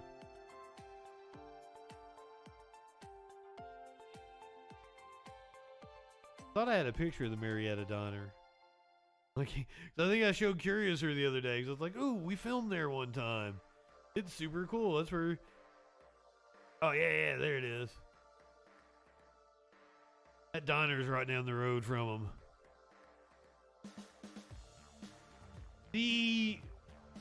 So core with them having 51 votes, that will actually make sure that Cinema and Manchin can't be as big a thorn in the side. They can still fuck things up, but that 51st vote would be awfully nice. It gives the Democrats a little more leverage. Kristi Noem. I believe she was on one of the Sunday morning shows, and this is interesting that she's starting to pop up. One of the potential candidates, the 2024 Republican race for the presidency. Governor Kristi Noem sheds GOP chair Ronna McDaniel as Republicans continue to lose. Took a shot at the Republican Party chair, Ronna McDaniel, after her party performed poorly in the 2022 elections. Let's hear what governors who are focused on making sure they protect the homeland. One last question for you. Obviously, there's going to be a race for the head of the RNC, right? Ronna McDaniel has that seat now. Where do you see the future of the GOP going? Do you support Ronna McDaniel? Should someone else have that position? This is the lead spot of running campaigns and raising money. How should the GOP move forward? Listen, Sean, we need to win. I mean, that's just the fact. Our kids' future depends on it. So, we really all have a responsibility to message what Republican policies bring to this country. And I don't know Please do. A party that can continue to lose like we have and keep their jobs. Everybody needs to evaluate what we are doing and is it effective and are we messaging? Ma'am, have you looked around? Fucking Elon crashed Twitter and his other company. Just in the span of a few weeks. He gets to keep his job. Everybody gets, this is America. It's not a meritocracy. It's not a meritocracy. Voodoo, good evening. Party that can continue to lose like we have and keep their jobs. Everybody needs to evaluate what we are doing and is it effective and are we messaging truly that our policies work. Listen, we ran against Joe Biden in this last election. I had a big win here in South Dakota, but I didn't just talk about how bad Joe Biden was. I talked about all the good things we did here in our state together too. I talked about how Republican and conservative values worked. We have the strongest economy. Our kids are doing better than anywhere else in the country. We kept it open. We kept people free. Incomes are going up faster than anywhere else, and women are better off, and their businesses are more successful. We're just in South Dakota, Park, Sean, and we did it, and we talked about it here in this state, and that's in South Dakota. I mean, I don't have the numbers right here in front of me, but that doesn't sound right. That's why we had an election that was big, and we were not just selling and talking about how bad Joe Biden is. We're also talking about hope and the future of this country. And boy, South Dakota is the bright spot everybody needs to look at. Governor, you're right. You have to have a vision for your state or your country. South Dakota is the bright spot everyone needs to look at. Is this like some kind of a medical scan? It's like a cancer that everyone needs to look at on the scan? Is that what you're saying? No one's ever called South Dakota a bright spot. I've never been. I don't know. I'm sure it's lovely. I don't think there's not a lot of people there, and I assume there's a reason for that. But I don't know.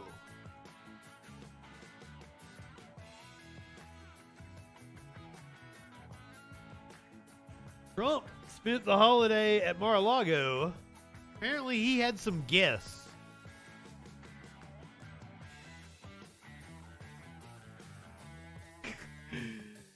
Mr. Balls, good evening.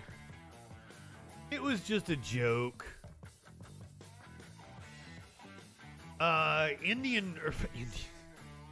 Native American removal. That's what South Dakota does. Listen to me using antiquated terminology. That's what they called it. There's no excuse, but that's what they called it as a policy in U.S. history, is Indian removal.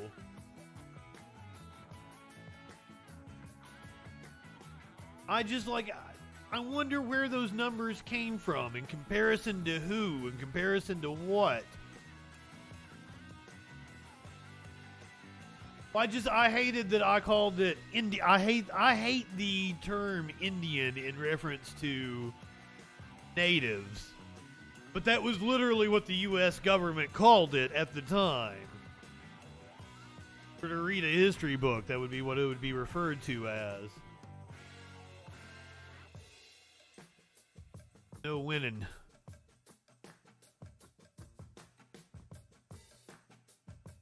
I thought I had a weird assortment of people that I spent Thanksgiving with. But apparently, Donald Trump invited Nick Fuentes and Kanye West to Mar-a-Lago. Now, earlier DM came in here and was like, you didn't know who he was.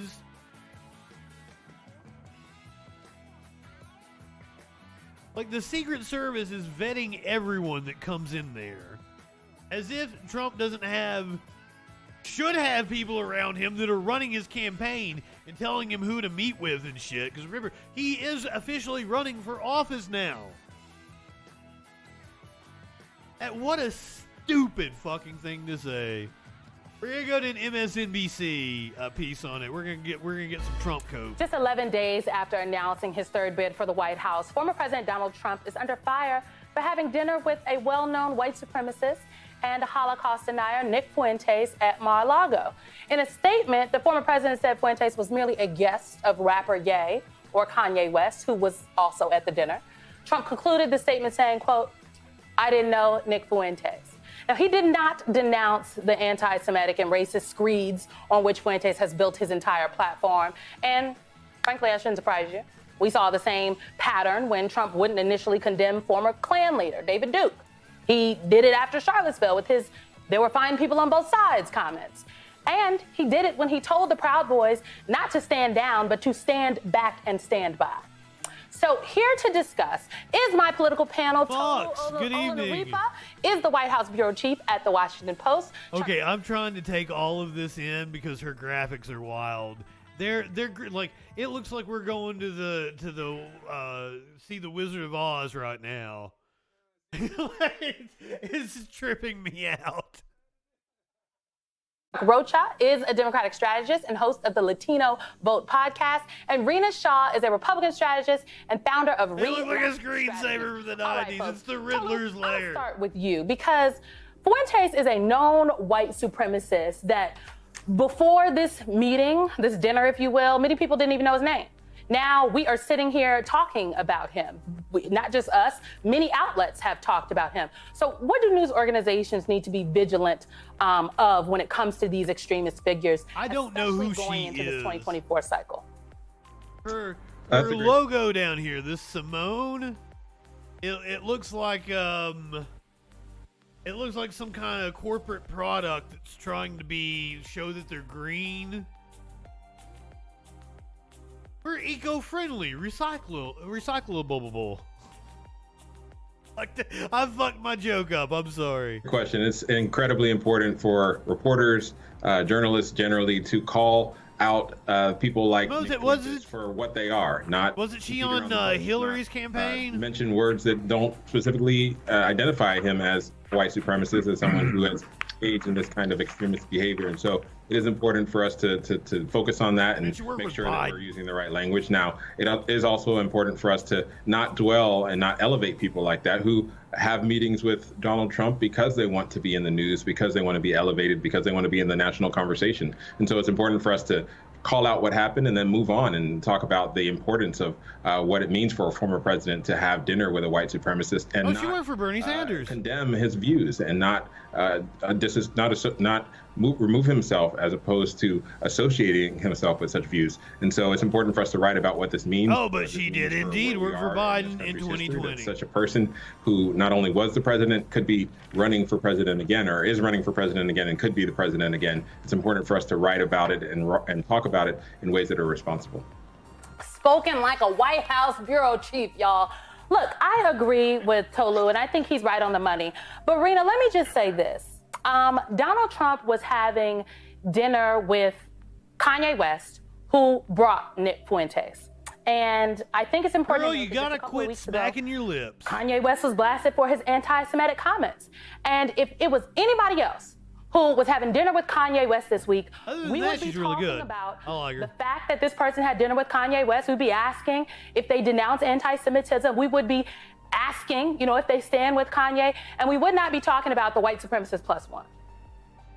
So I've got a few thoughts on this. Number one, where are the gatekeepers? The white supremacist plus one anymore. Also, where did our standards go? Again, there are none anymore. So this demands a public conversation that's not just robust.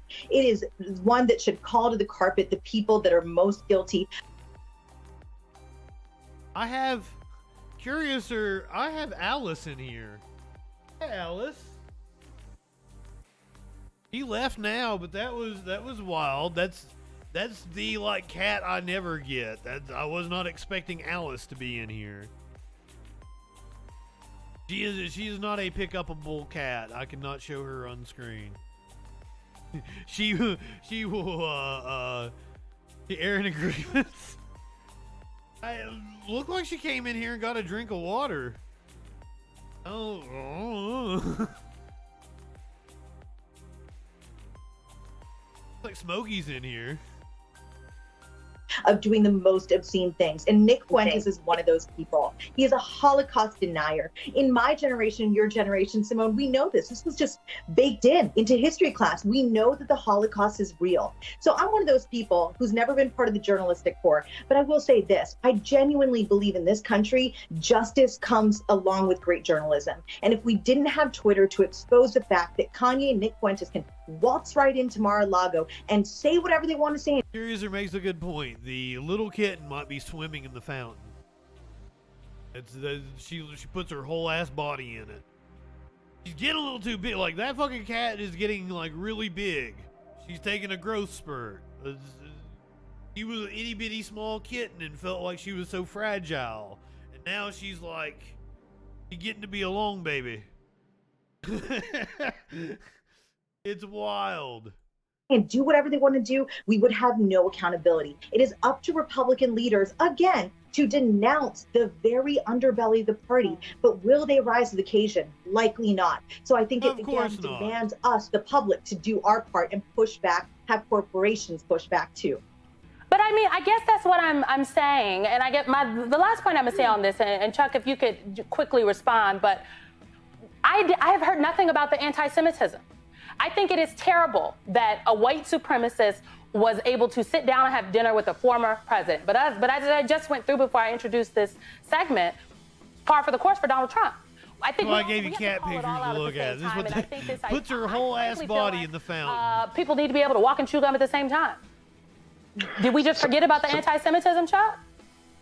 You're exactly right. And the point you're making is the most important part of this politically and policy-wise. We can't stand by and let any of this stuff happen and turn our head and go, oh, it's just Cray being Cray. You know how Donald is. He's just a little crazy. He hangs out with the white supremacists. No, we don't allow it. We condemn it. We call it out for what it is. And we say we are better than this as a country. And we will not stand by and let this just go by as another crazy thing. I disagree with him on a lot of things because, you gotta just let Cray be Cray, right? Because, you can't infringe on people's freedoms. He's free to go be as crazy as he wants to. Kanye is free to be a fucking black white supremacist. A black skinhead, if you will.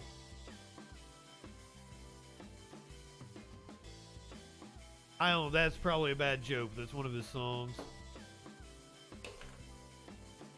But, this is who we are as a country. Have you read a history book, sir? I thought you guys were supposed to be. This is exactly who we are as a country. Fuck off. Donald Trump is done. This man wants to run to be president. Let him run, but you cannot let him run and be around these crazy folks and not call it out every single day. That's our job.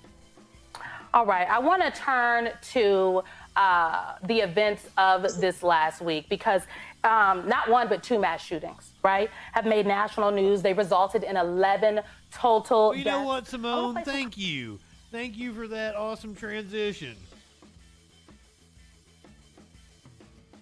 Oh, I had one more story before I go to the mass shootings. My apologies. But Simone, I was going to turn to mass shootings, but we got one more story before we do the mass shootings.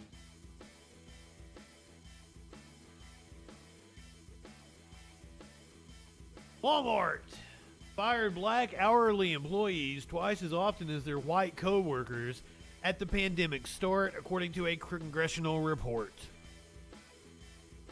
During the start of the coronavirus pandemic, black hourly employees at Walmart were fired nearly twice as often compared to their white colleagues, according to a recent congressional report. The House Select Subcommittee on the Coronavirus Crisis examined staffing inequalities at 12 large companies between 2019 and 2021. Walmart had some of the largest racial inequalities of the surveyed companies when it came to employment outcomes, the report says. Other companies reviewed in the report included Walt Disney, Oracle, and Chevron. Oh, tones, man.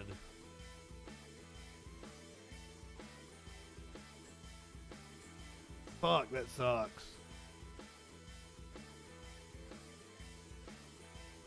I am so sorry. And that's one of that's gun nuts always bring up suicide when I mention gun statistics, and I'm well aware that when I cite statistics, you're more likely to use the gun on yourself. I say that specifically. Use it to stop a crime. I specifically highlight suicide and how most people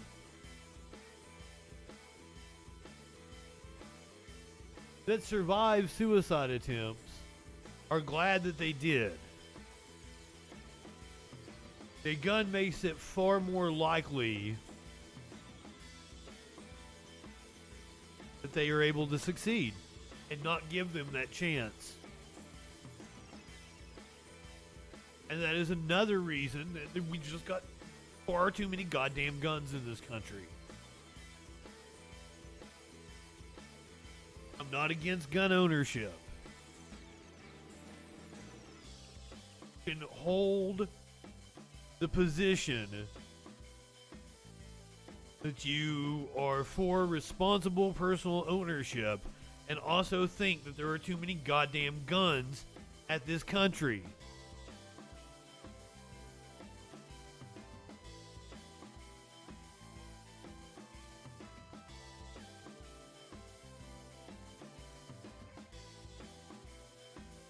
My heart goes out to you, Tones.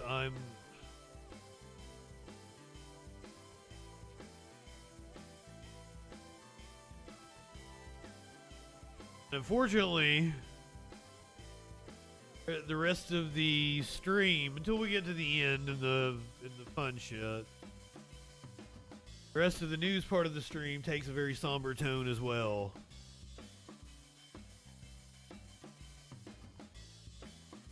And we are going to be talking about several shootings that occurred. Updates on shootings we talked about last week before I took a little mini vacay. And of course, it's just another day in Mass Shooting USA.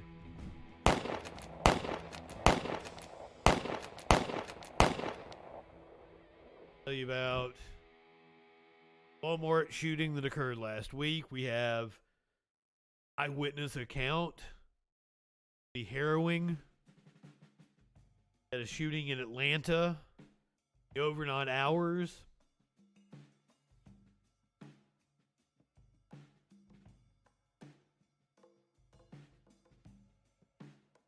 Far too fucking common.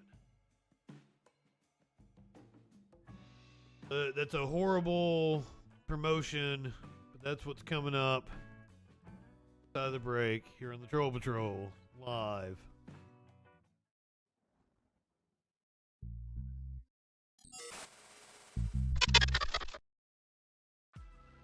Hi, I'm Justin FREAKIN. I'm a leftist broadcaster and comedian, not liberal, leftist. And despite what you may have heard from right-wing propaganda, George Soros isn't handing out Soros bucks and funding people like me. There are no Koch brothers, Mercers, or any number of right-wing think tanks funding content on the left side of the spectrum the way they fund people like Ben Shapiro, Dave Rubin, and Dennis Prager. And YouTube doesn't monetize videos that are controversial or deal with politics unless you're someone like Steven Crowder. So this is an ultimatum. Become a patron. Support my Patreon, or I'm going to become a right-winger and get some of that easy money. You know for a fact that I could be bigger than Charlie Kirk or Jesse Lee Peterson. Amazing! All I have to do is talk about how I used to be an SJW snowflake, but the left went too far with their cultural Marxism, and Republicans are stupid enough to buy it, even though this video exists. And you know I'm right, so give me your money or I'm selling you out.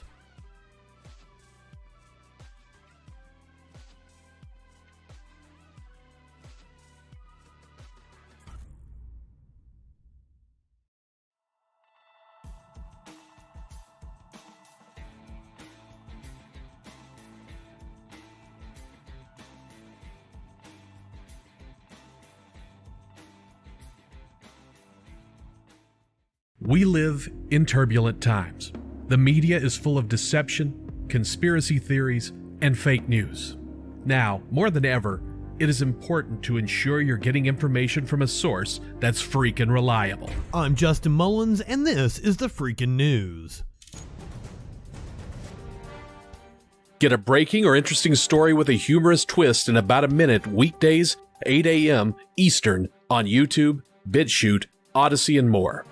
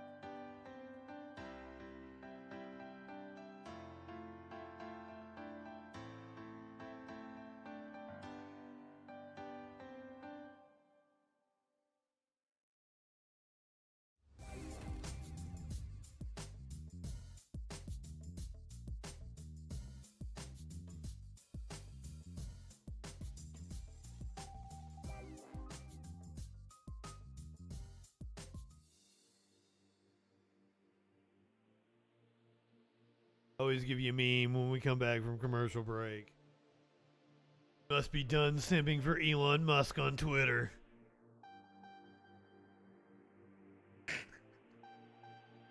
At the door with a very small erection.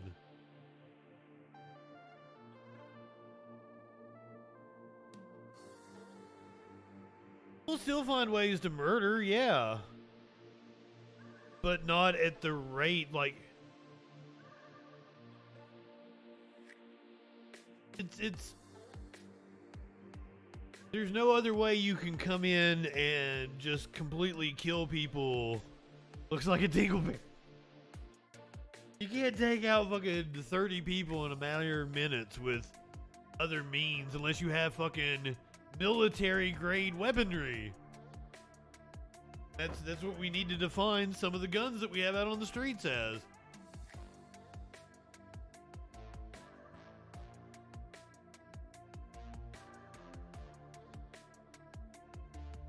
He's got a very small erection from... I said military grade weaponry.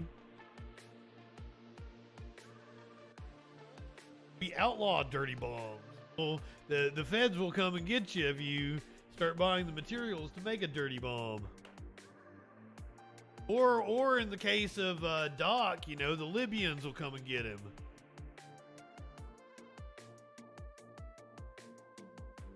It was the Libyans, right? Oh, yeah! They found me! I don't know how, but they found me. Global tyranny, wake up. Thank you for being a freaking follower.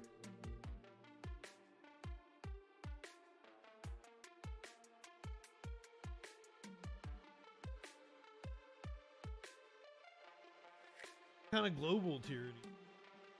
Capitalism? Capitalism is a global problem. Hey. Libyans.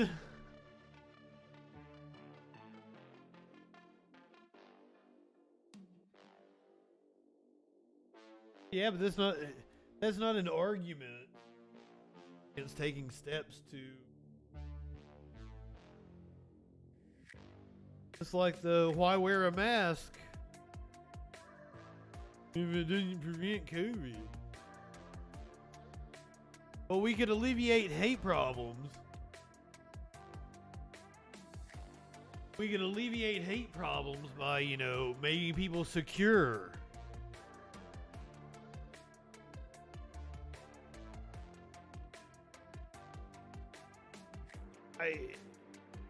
Like, crime is a direct result of the society around us and the policy decisions we make. You can't eliminate it entirely because there's always going to be people who have some weird tick. You know, you can't if you provide for everybody's basic means, then you're going to almost eliminate shoplifting. But there's always going to be a percentage of shoplifters because there's some people that don't do it for feed they're not getting soup for their family. They really do get like a fucking thrill and get off on fucking shoplifting. But that's a very small percentage of the population. We provide a society which properly takes care of people's basic means.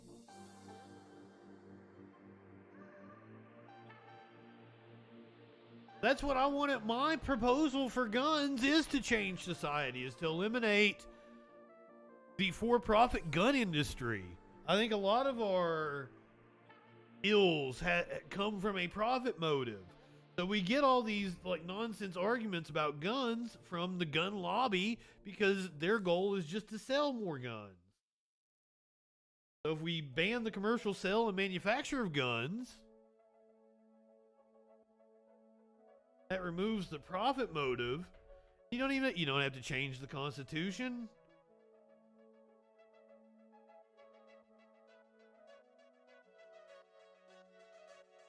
Now, there's a shit ton of guns out there. And I think we should take means to reduce the number of guns. Buyback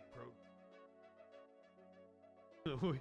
A fatal flaw has been exposed in buyback programs, though, because there are people that are like 3D printing guns and then taking them and getting.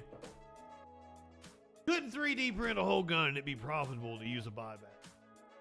Right wingers were saying, oh, here's a loophole. He's making $150 a fucking gun.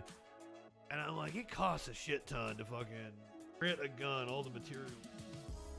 But in New York, they were offering the reward for like that little part that converts a semi-auto to an automatic. So this motherfucker was like 3D printing just that one little part.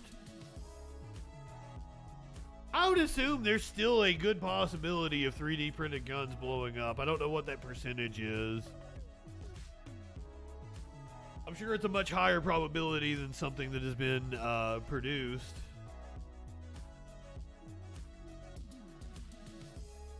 I don't know enough about it, but I just know that that's how that dude was skirting the... New York was, and I don't know if it was state or if it was New York City. It was in New York. They were offering, and it was probably New York City, but they were offering like $150 if blah, blah, blah, blah, blah guns, and then that one little part. So now if you're only having to 3D print that one little part to get your $150 in that gun buyback, Bisky. I wish I could give you a hug.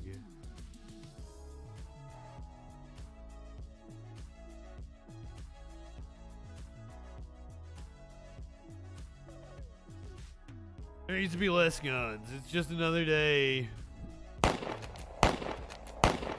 Mass shooting USA.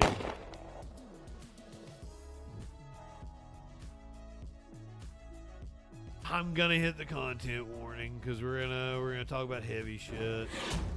We've been talking about heavy shit. That was the reason for the gun talk, in case you guys were unaware. First thing we're gonna do is we're going to hear from a worker who was in the room. A man opened fire at a Virginia Walmart on Tuesday night. An eyewitness to the deadly shooting inside that Walmart. She says she worked alongside the shooter one day before the tragedy and was inside of that break room when the suspect opened fire. Her name is Breonna Tyler. She's only been a Walmart employee, she tells us, for a couple of months, and she joins us now live from her. Okay, this dude's got some pretty eyes, but they're looking at me funny. I don't know what's going on. Home. Breonna, thank you for taking the time for being with us. How are you? How are you doing today? I'm still processing things. I can't get the visual out of my head, but I'm okay physically, of course, but just mentally and emotionally, it's definitely a lot to take in. It definitely I'm is sure. a lot, but I'll be okay. I'm glad to hear that. Being able to focus on that, I can't imagine.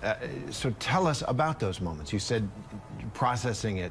What are you processing? Well, I was literally just getting to work. Our shift is from 10 p.m. to 7 a.m.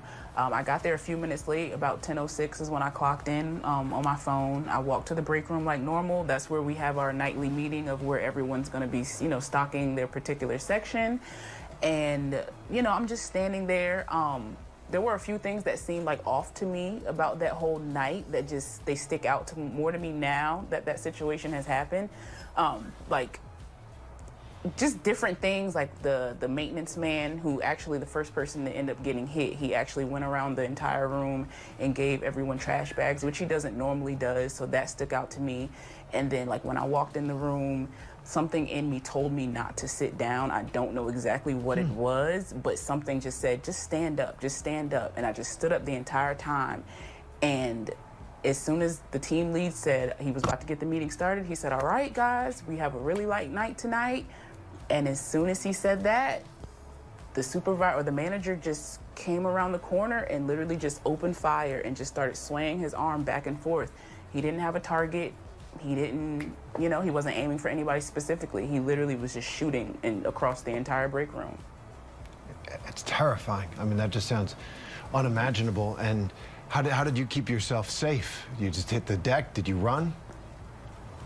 I honestly, at first, I froze because I thought I was in a simulation. It felt fake in the very moment, because I'm literally looking at this man and I see the smoke leaving the gun, but it's just not registering to me because I think it was the fact that I recognized his face. If it were someone that I had never seen before, then I feel like it would have been realer in that moment. But the fact that this is somebody that I worked with and I talked to and I was next to every day, it was just this can't be real. And so I saw all of my coworkers diving onto the floor, and I'm just looking around what's going on? And then once I saw blood, I was like, oh, this is really real. And then that's when it processed that, you have to run or you're gonna die. And then I just booked it through the store, and all I kept saying was, don't trip, don't fall, don't look back, just run. And that's exactly what I did. I just ran straight for the front door. Cannot imagine what you went through. Tell us, if you can, a little bit about the supervisor, about the shooter. You said you felt uneasy about that employee meeting leading up to the shooting. Was it because of something about the supervisor, about the shooter? Not necessarily that night, not necessarily last night, but I would say he was just the supervisor that everyone warned everybody else about. So when you first started at that job, it was like, okay, this is the supervisor that is most likely going to pick on you, or he's going to have an issue with what you do and things like that. So, you know, I had it noted in the back of my head that, you know, oh, okay, cool, you know, we might run into an issue, but I never thought that it would be anything to this extent. Because like I said, he didn't say anything. He didn't point to anyone specific. He didn't aim at anyone specific. It was like he was just out to get any and everybody that he worked with. He genuinely just did not care. And Brianna, you said it was a handgun that he was using? Yes. You got a sense of how many shots he got off? He let off probably about 8 to 10 in the break room alone. Like, he was just literally just swaying his arm back and forth, and he was just shooting. I would say he let about a whole clip out. I would. And Brianna, you say you've been working at that store for just a couple of months. What more can you tell us about the suspect? Did you have a sense that this was a guy who wasn't right? I mean, he always gave off like he was like the loner type. Like he was quiet and to himself, I will say that. He just, you know, he gave off the vibe that was just like, you don't talk to him unless you have to. Like, I've never once had like a joyous, fun conversation with him. It was always about work, and that was it. So whereas with everybody else, you know, a lot of people, they laugh, they joke. I have other supervisors that I can, you know, talk to casually. But with him, it was always just like a straight shot. Okay, this is what we're doing. This is what it is. So he wasn't like the fun, bubbly type of person. So I can't really say anything about him other than everybody just about had a trivial issue with him at one point. But nobody, I don't think anybody could have ever guessed that he would take it to this extent. Right. Whatever this is, he kept inside of him. Now, how has the store and the company responded to employees after the shooting? Have you heard from anyone to reach out to you, make sure you're okay, you're doing all right, do you have what you need? I haven't heard from anyone officially. I have talked to my other coworkers, and they've asked that, you know, if I was okay. There were coworkers outside of the store last night, of course, after everything happened, so we were all checking in with each other. Someone did come up to me and get my first and last name and make sure that, you know, I was accounted for in the group of the employees, but I haven't spoken to like any like corporate or any like a store managers or anything like that. No, not yet. No, sir. You know, Brianna, I must say, I'm just so impressed with how strong you are in this moment. It's a terrifying situation. I mean, have you learned, I mean, it's early, but have you learned something about yourself and about life, or is that just a ridiculous question? No, not ridiculous at all. I would honestly say, even though it is still early, I know that I'm handling and I know it's going to set in more, but I know that I'm handling this a lot better than most people. So I would just say it's definitely taught me how strong I am. And just to really live life to the fullest. Like, I'm 28 and I have a 4-year-old son, and that seeing my life flash before my eyes, I feel like it definitely taught me that life can literally be taken from you at the blink of an eye. Like, you can be doing something as innocently as trying to go to work, and your life can get taken from you that fast. So I would just say, just reach out to the ones you love, keep an open relationship with them, do your best, like, just be a good person, because at the end of the day, you genuinely never know when you will look your child or your mother in their eyes again. Amen to that. Brianna Tyler, we want to thank you very much for being with us. We want to wish you a happy Thanksgiving, and the thanks that you have for making it out, you know, communicates something to all of us. So thank you very much for being with us. Happy Thanksgiving to you after you just lived through a mass shooting. Again, owning a gun makes you less safe, or more likely to shoot yourself, you love, gun used on you. Just the facts. Also, everyone owning a gun makes everyone an asshole. Of guns makes people more likely to be an unsafe driver and be aggressive while driving. The answer to too many guns in the country is not more fucking guns. That is literally a neoliberal answer, a market solution to a problem that doesn't have a market solution. You can't say, oh, it's a problem with mentally ill people. Well, then mentally ill people shouldn't be allowed to have guns. But also, I think saying mentally ill is scapegoating. Plenty of people have mental issues and don't fucking shoot up the place.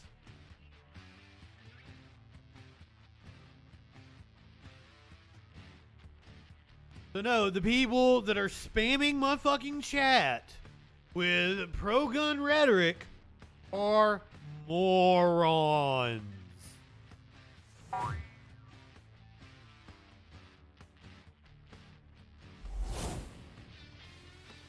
Answer to the gun issue: do away with gun manufacturing, the gun lobby.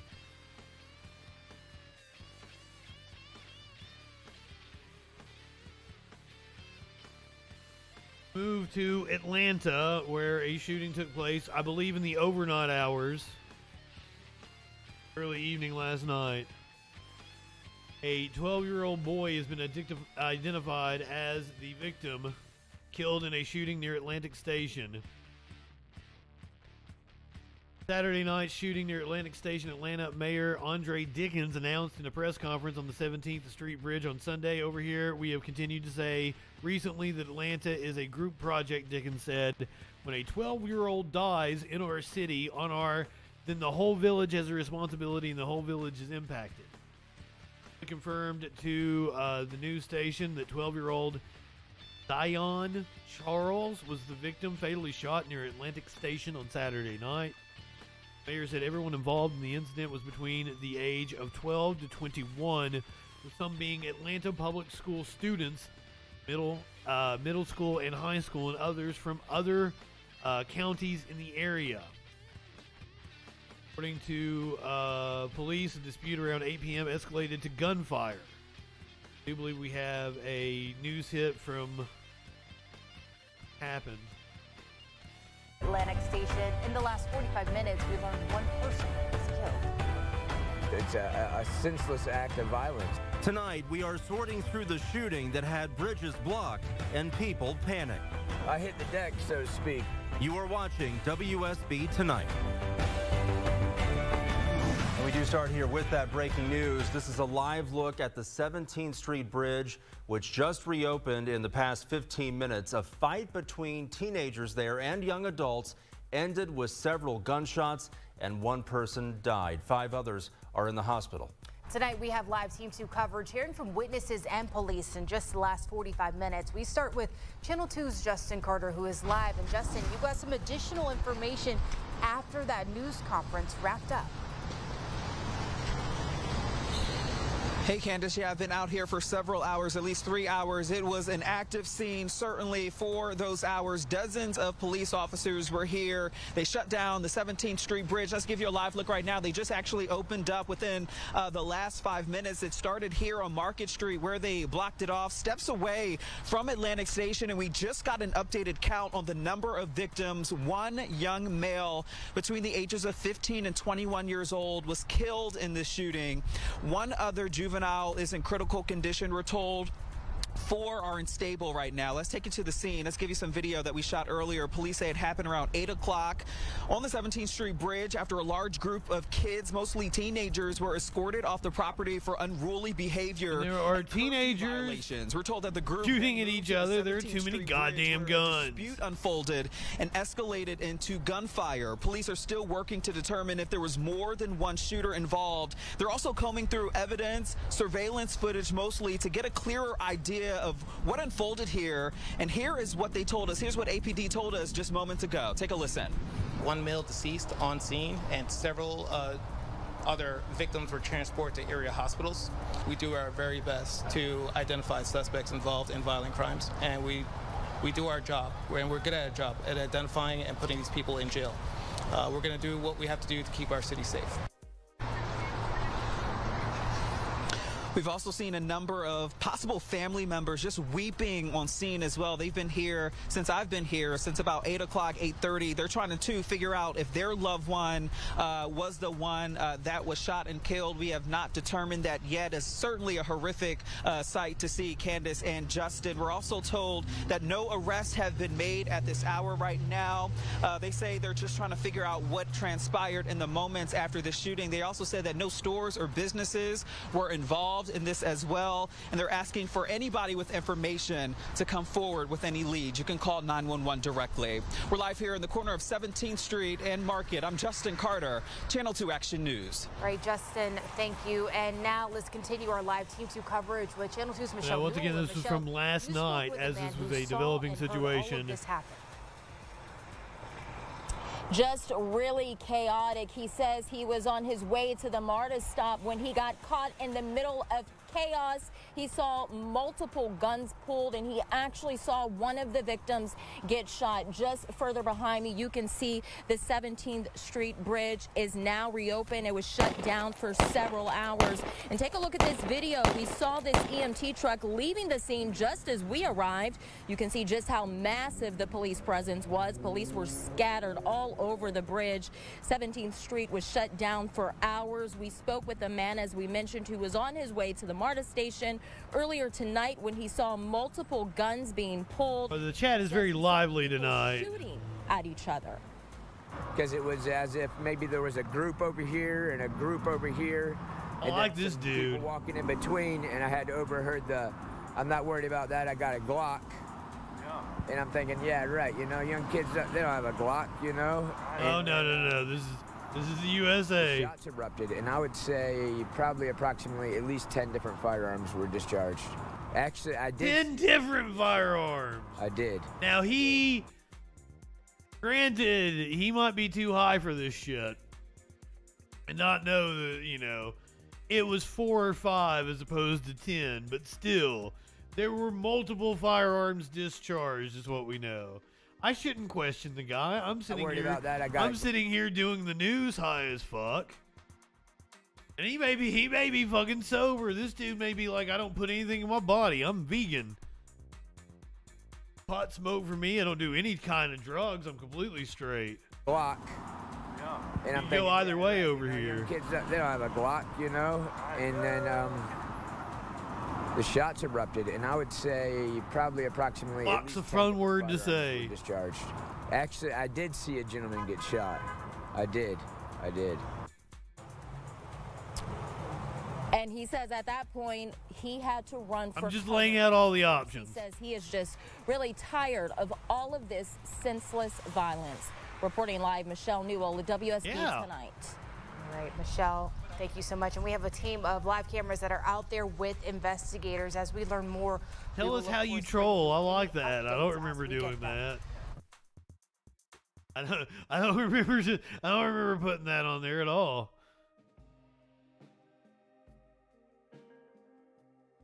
Troll. I like it. They always put things in perspective. I'm going to do this story here about the number of mass shootings so far this year, but I always want to put things in perspective. The first school shooting in this country took place before we were even a country. There has been gun violence in this country since the inception of this country. I'm going to break down some statistics right now. 611 mass shootings recorded so far in 2022. That is more than one a day.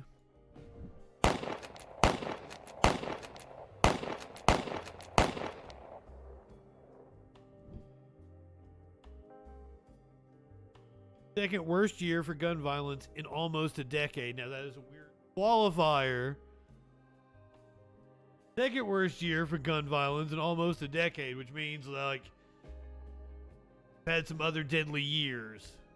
There have been 611 mass shootings in the U.S. this year, making it the second worst year for gun violence in the 8 years since the Gun Violence Archive the nation's most comprehensive tracker of mass shootings, began recording the data.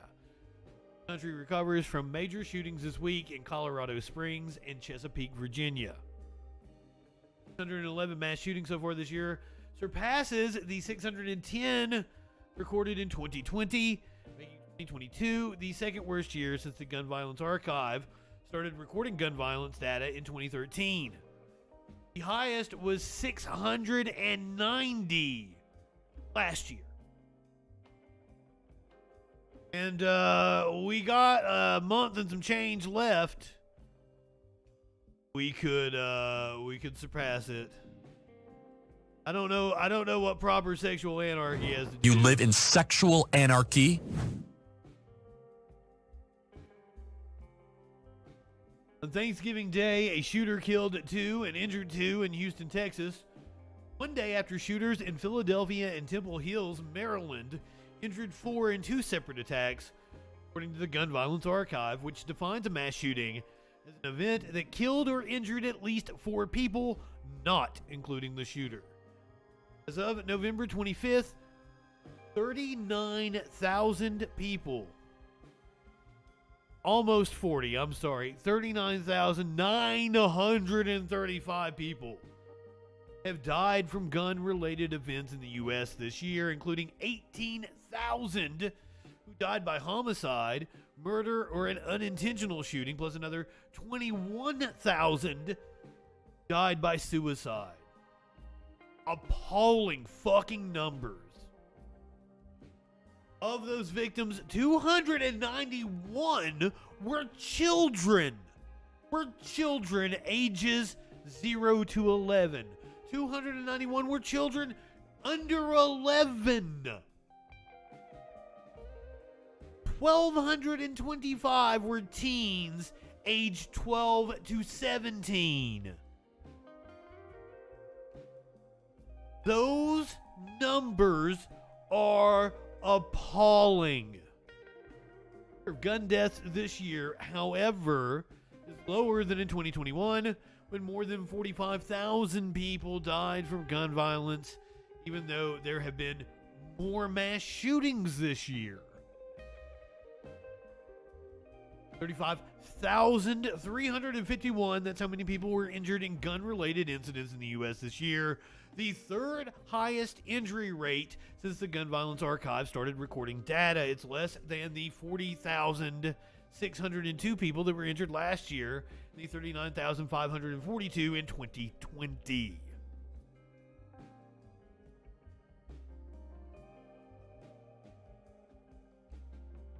Aw, James. Thank you. I appreciate that compliment. Yes, the chat is indeed awesome. I love the community being built here. Even some of our more annoying guests. Following this deadly week, Biden says he'll renew a push for assault weapons ban following a spate of mass shootings. The president and first lady also called the owners of Club Q, the LGBTQ club in Colorado Springs, where a gunman opened fire with a semi-automatic rifle.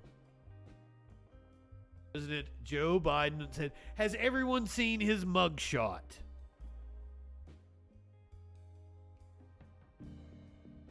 Let me make sure everyone has.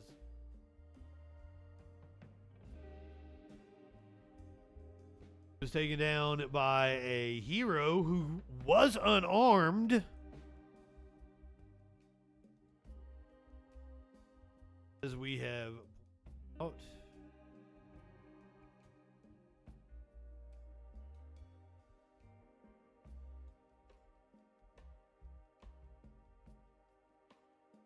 His face looked after he was taken down.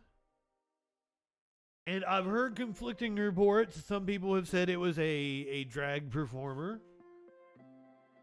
And other people have said it was a trans performer. Fucking stomped his face. This, I assume, was the vet that we heard from last week. Pistol whipped him. That looks like a bruise from being pistol whipped in the back of the head. This, I did not say a trans performer. Let me clarify. At the club. This looks like her or their footprint. This would be the heel part. This would be the toe part. Wham! Drawn on his fucking face. This is just me taking a wild guess. Now, it looks like she got several shots. Look at all these scratches over here. And when if you didn't hear the interview, we listened to it last week. It sounded like the vet, the dude with the cool beard and everything, who apparently they have flooded his shop. He has merch. People have made a lot of purchases.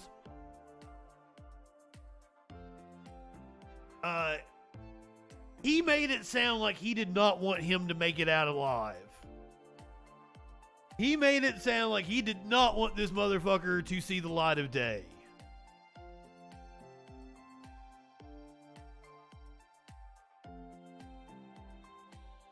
As long as we're on the topic and have it on the list.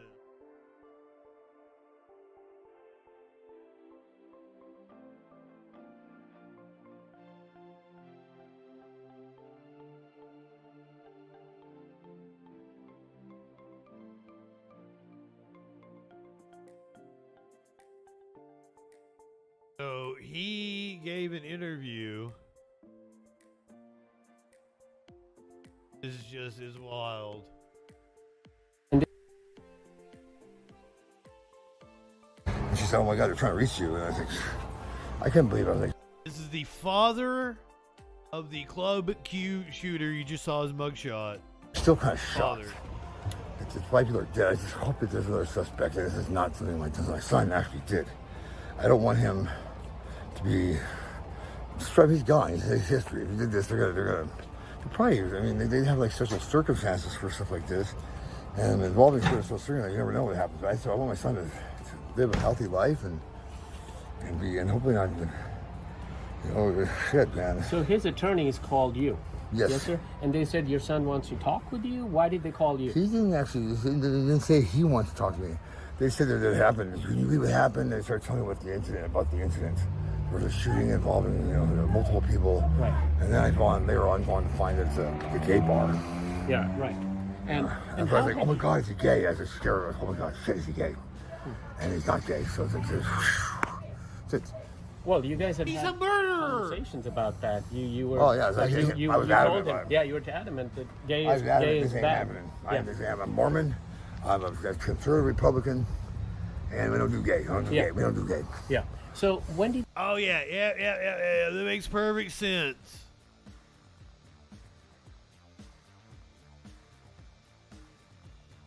Politically thinks this guy is spun at the moment. I could totally see him being a meth head. I have no indication that this man is a meth head. However, I've been around some meth heads and he acted like that. Allegedly, he used to be on meth, but is recovering. Watch a little more. This is interesting. Did you first hear about the incident before the attorney called? You saw it on CNN? What happened? No, I haven't seen it yet. I still haven't seen it. How did you learn about the fact that your son was involved? Right. I learned about that my son is alleged to have been something like this by this attorney. They were yesterday. Literally, they were yesterday. I have no idea. Gotcha. So you hadn't heard it on the news until the attorney called. Pretty sure there's charges against him. For a clip or something like that. Right. It's interesting to me. But my point is, my son's like, well, it's a celebrity. I think like that. But geez, God, it's like the popular thing. Everybody knows about this. Can you take us back? Wait. This guy was an adult film actor.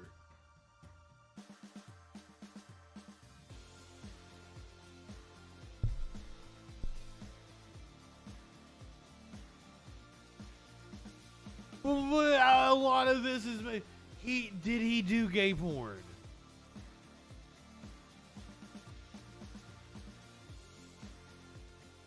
You don't think so? Okay. I can't embarrass Mormons, conservatives, Republicans. Like, this is the quintessential. This is the quintessential. I mean, I don't know about Mormon. Only straight porn that you can find. Okay, well, there are a lot of straight men that do gay porn because the money is better. First 10 years, you had him, right? I had him. When I had him, that's a good time right there. You know, I taught him about, I said, my son says, a fight, man on man. You don't go to at least your gun. You know, you have to be a man. And then separate. You know, don't go starting fights, but if you have to fight hard. You know, and I told him, I showed him how to throw a punch, and he knocked down one, or he assaulted within my request to one of my ex-wife's boyfriends. He was mouthing off. He hit him right in the face. And he hit him on the face. I mean, just back to the gun argument. Really early. Like, this is the kind of motherfucker that loves to own him some guns, right? And you'll get immediate results. This is your all-American. But this is nothing. I'm a patriot. I got 50 fucking guns in my closet. Social place, and he'll shoot people. And no, not every fucking gun owner is like this. Most guns aren't used in the commission of a crime. But the more guns you have, the more likely it is that they will be. It's just a fact. That's just how numbers work. More guns equal more gun violence. President Joe Biden said on Thursday he would make a renewed effort to enact a ban on assault-style rifles following a wave of mass shootings that have again put the spotlight on the nation's gun laws. And in Virginia, a pistol was used. Oh, you know why I'm so bright? I've got the nightlight turned on. That's why I'm so bright. Much better. Speaking to reporters during a visit to a fire station on Thanksgiving morning, the president reiterated his long-standing argument that such weapons are a societal menace and should not be sold. The idea that we still allow semi-automatic weapons to be purchased is sick, he said, while greeting firefighters in Nantucket, Massachusetts, where he and his family are spending the Thanksgiving holiday. It has no social redeeming value, zero, none. Do we have a news hit on this? The idea we still allow semi-automatic weapons to be purchased is sick. It's just sick. It has no social redeeming value. Zero, none. I'm going to try. What will you try and do? I'm going to try to get rid of assault weapons. During the lame duck? I'm going to do it whenever I got to make that assessment as I get in and start counting the votes. Mr. President.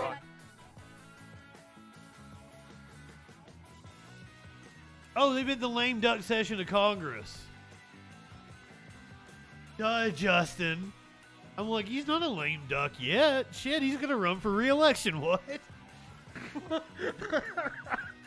Oh, the lame duck session of Congress now.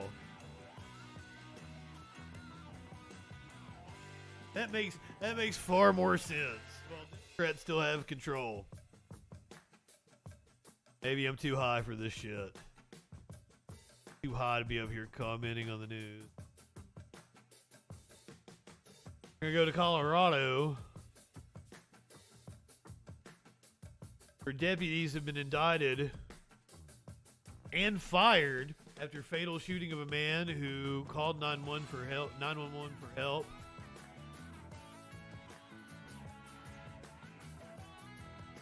The news hit from NBC News. Content warning again. So unfair. Fire, you say? Christian Glass was the kind of guy you'd want to get to know. He was a gentle soul with a big heart. An artist who found beauty in rocks, hence the geology knives he kept in his car, and the other treasures recovered by his family. These heart rocks were in Christian's car, along with other rocks and precious stones. Those are some of the old... Now, we watched this video the other day. He tried to drop the knives out the window or some shit. The cops were just outlandish about the whole thing. He called them for help. He was stuck. They end up, because we watched the footage of this, they end up getting on top of the car. They might show it here in a second. Only reminders of that night in June that Sally Glass wants to hold on to. You know there's a hole in my heart, and it will be there till the day I die. I'm in a vehicle. My vehicle got stuck in a really bad way. The night Christian called 911 for help. You already said you have weapons in the car. No, do not throw them out. Do not. See, he's offering to throw them out. And was met with this. Step out of the car now. I will break the window. Step out of the car. He had done nothing wrong. He was just too scared to get out of his car. After 70 minutes of negotiating with Christian to get out of the car, even though things were at times calm, That's awesome. Where'd you get that? a deputy decided to break his window. And after Christian grabbed one of those geology knives, the deputy shot him with beanbag rounds, tased him, and eventually shot and killed him after he appears to swipe at a nearby officer. He trusted the police to come and help him. Instead, they attacked and killed him. Use of force experts who reviewed this video say the decision to break Christian's window, escalating the entire encounter, is questionable at best. Just 20 minutes before it, the state patrol, who was also on the scene, questioned whether they had the legal ground to do it. If there's no crime and he's not suicidal, homicidal, or a grave danger, then there's no reason to contact him. You know, I've been doing this almost 20 years. Seen some of the worst things that have ever come through this state. No crime at all. I have never seen this level of poor policing. The Glasses and their attorneys are calling for charges against the deputy for the decision made that night. Our son's life is extinguished, and no one is accountable. A decision that took their son's life when all he wanted was help. And what keeps me upright, and what keeps me putting one foot in front of the other, is to seek justice, and really to get that behind bars. Oh, I fucking love her. I fucking love her. So they have been indicted now. Colorado deputies indicted and have been fired. 2 officers involved in the fatal shooting of a Colorado man who called 911 for help after his SUV got stuck this summer have been indicted by a county grand jury and fired from their jobs. Grand jury on Wednesday. I love it. Just in time for Thanksgiving. Glad your Thanksgiving was fucking ruined, pigs. Serve us up some ham. Grand jury on Wednesday delivered an indictment against Clear Creek County Sheriff's deputies Andrew Buin and Kyle Gould. With Judicial District Attorney Heidi McCollum's office said in a news release, Buin has been charged with second-degree murder, official misconduct, and reckless endangerment, while Gould has been charged with criminally negligent homicide and reckless endangerment in the fatal shooting of Christian Glass, 22, of Boulder.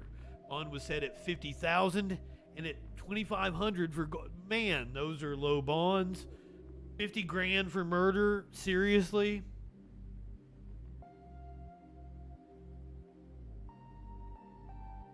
Bullshit. I'm sure he was out in time for Thanksgiving, unfortunately.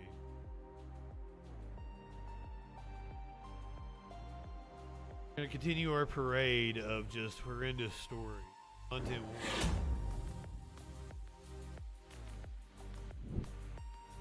in Georgia again. Each state is different, Voodoo. Some states make you post the whole bond. And you have to hire a bail bondsman and be like, it's fucked up. Some states you can just post the 10% yourself. It just depends.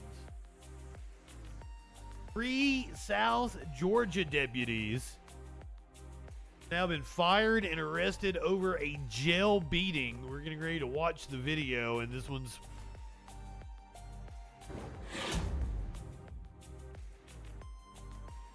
Three South Georgia deputies have been fired and charged after video surfaced appearing to show them repeatedly punching a detainee at the Camden County Jail. On September 3rd, the September 3rd encounter drew national attention earlier this month when an attorney posted violent surveillance footage showing several sheriff's office employees struggling with Jarrett Hobbs, 41, of Greensboro, North Carolina, inside a small cell.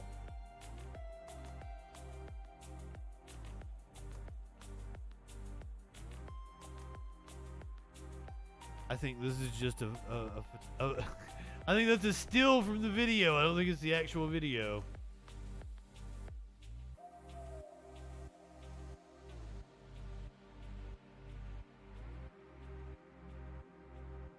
I don't believe we watched.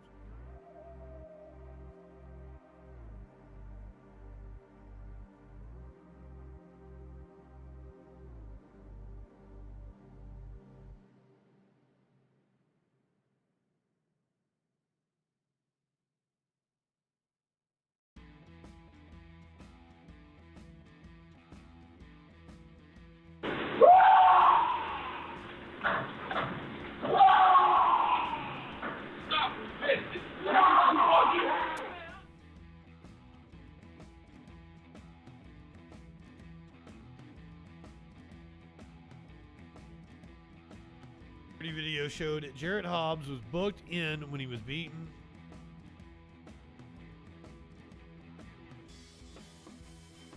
So they got him in like one of these, what they call like an isolation cell, and they've stripped him of all his clothes. This is fucking torture. They are doing to this man is torture.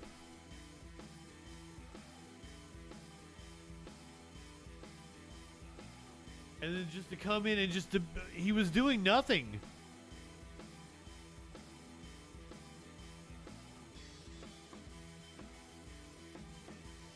They just start punching him in the back of the head.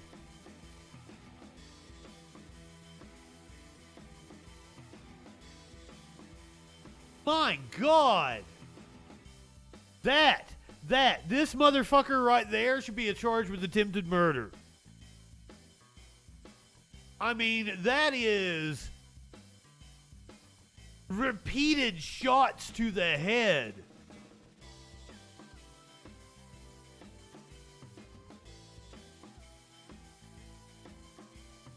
Attempted murder. That is deadly force he used. Far beyond the pale. He was out of line just the first punch to the back of the head. But then he just waylays on him. Straight up to the side of the temple. During the contact between Hobbs and Camden County personnel, a struggle ensued. No, a struggle did not ensue. They just went in there and started beating the fuck out of him. To say a struggle ensued is to grossly misrepresent what happened in that jail cell.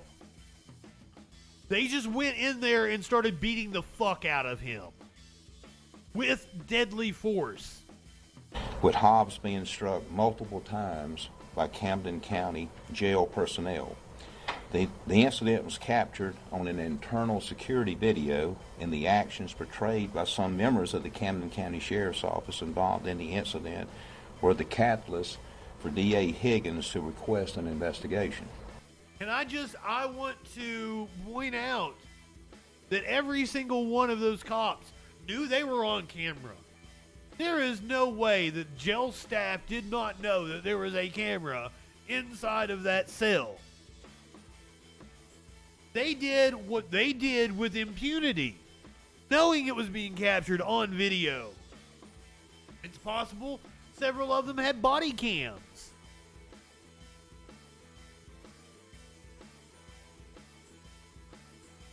So that's how I know the entirety of policing has an issue.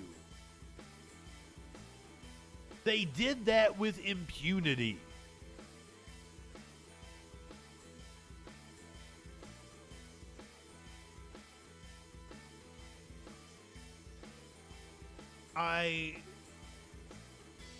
This is a heartbreaking story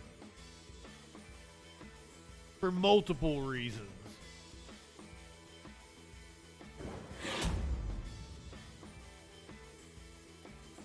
I am getting ready to lay a lot of tragedy on you.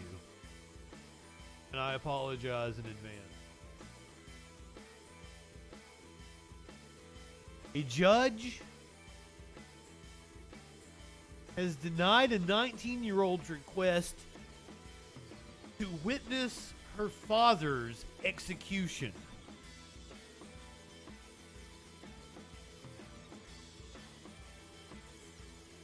We have a local news hit. We're going to watch it here. Let me set it up for you. A federal court judge has denied a 19-year-old's request to watch her father's execution for more than a decade. Kevin Johnson has sat on death row for the killing of Kirkwood Police Sergeant William McEntee. Faces execution by lethal injection for the July 2005 killing on Friday. Federal court judge denied Johnson's daughter, Corey Ramey's request to watch the execution. Witnesses to an execution must be at least 21 years old under current Missouri law.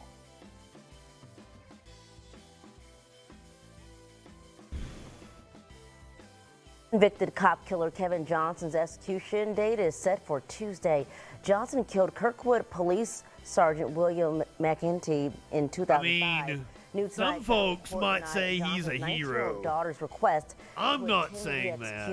Shoshana Stahl breaks down the last-minute efforts to save his life. I do not condone killing.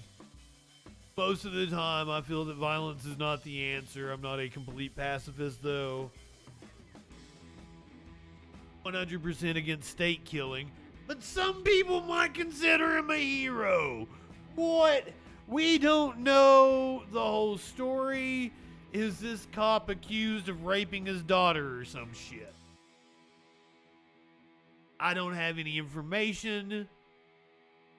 They might have killed a cop in the commission of a crime. I do not condone killing, but some folks might say that he created another good cop. There's only one good kind of cop. A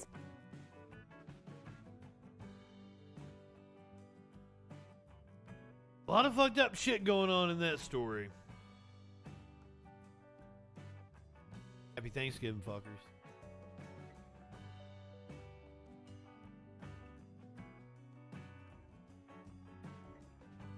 We're going to go to New York, where a stabbing occurred. This one seems wild. Apparently 2 children were involved in the stabbing. We hit the content warning again. An 11-month-old and a 3-year-old.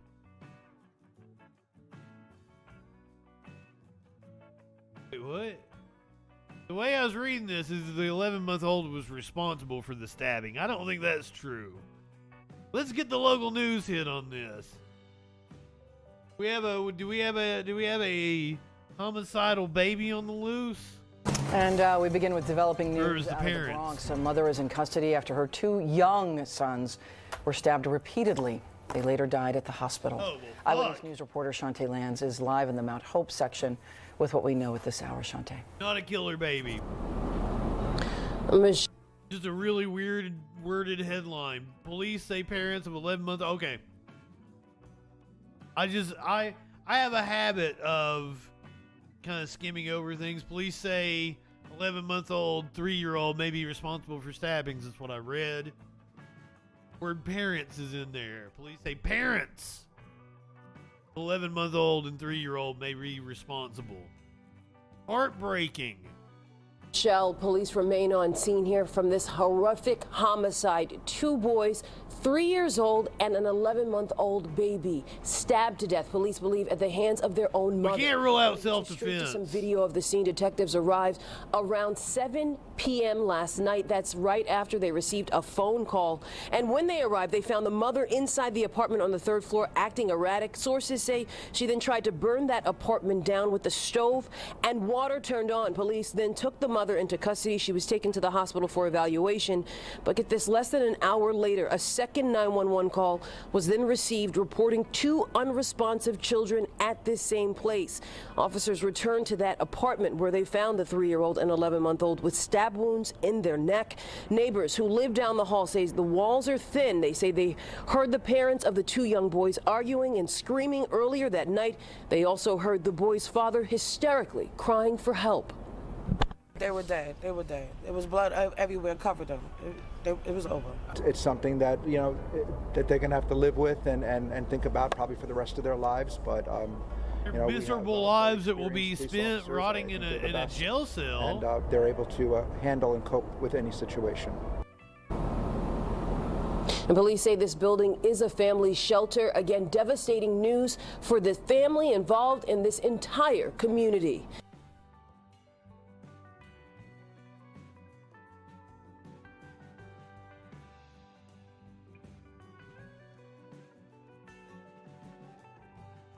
I thought I had a dramatic Thanksgiving.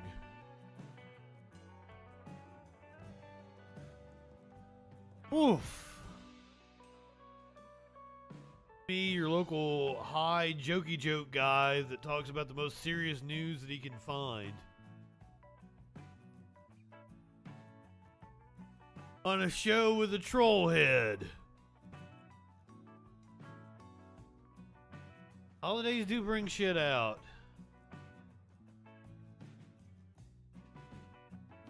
This is a wild story. Somebody decided to go on a holiday cruise, and a man went overboard, and apparently nobody noticed. And a dramatic rescue captured on camera in the Gulf. We got video. Pulls a man to safety hours after he fell from a cruise ship that set out from New Orleans on Thanksgiving Eve. Fox News correspondent Alexandra Hoff has that remarkable story. What makes the survival of this passenger so miraculous and so unlikely is that no one reported seeing him fall in, so it was not even known that he had gone overboard until the next afternoon. And yet, he was spotted, keeping himself afloat in the dark waters of the Gulf. It's believed that the man had been treading water for up to 21 hours at that point. The Coast Guard rushed in to organize the rescue after a cargo ship, aware of the search, spotted the man about 20 miles from the mouth of the Mississippi River. He was then hoisted to safety. In a statement, the Coast Guard Rescue Mission Coordinator for the New Orleans sector shared this. Quote, "It took a total team effort from Coast Guard watchstanders, response crews, and our professional maritime partners operating in the Gulf of Mexico to locate the missing individual and get him to safety." First responders say the man, who has not been identified, was exhibiting hypothermic-like symptoms but was clearly responsive. They are calling the outcome a miracle. I would bet, like, not only the temperature of the, how did he not get eaten by something? Had something not make a snack of him, and all that time he's just floating out there. This is another reason why you should never go on a cruise. Who was he with?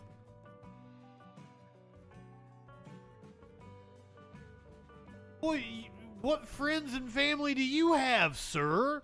I would hope you're with somebody if you're going, but maybe you're a lonely person and you ain't got no friends and family. That's why you go on a cruise for Thanksgiving.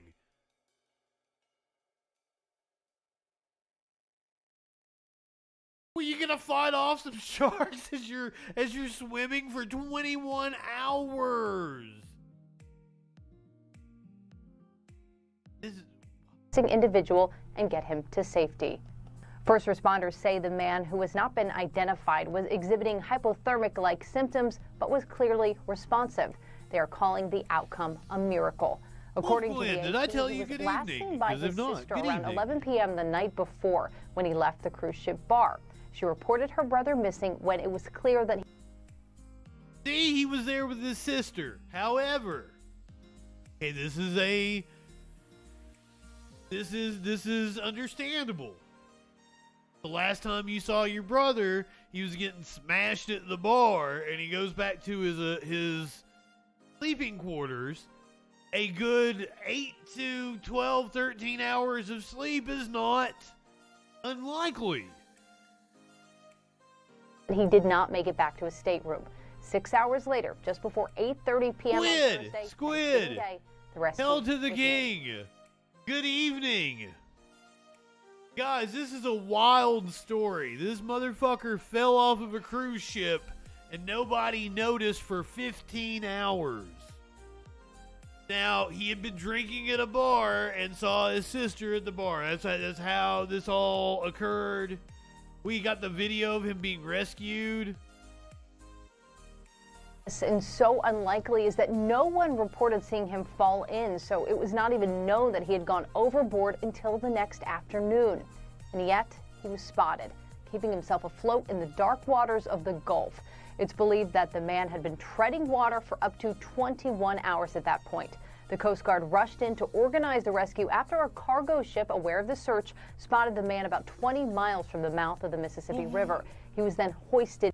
You guys are talking about how hard it is to fall off of a cruise ship, but we don't know how much alcohol he consumed at the bar, but his sister thought that, for 15 hours it was likely enough that he was sleeping it off. So if you're that drunk, a lot of things that may seem unlikely or uneasy can become very easy. Just saying.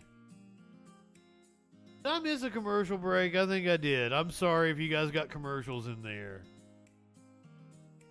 People are bendy and shit can happen. To safety.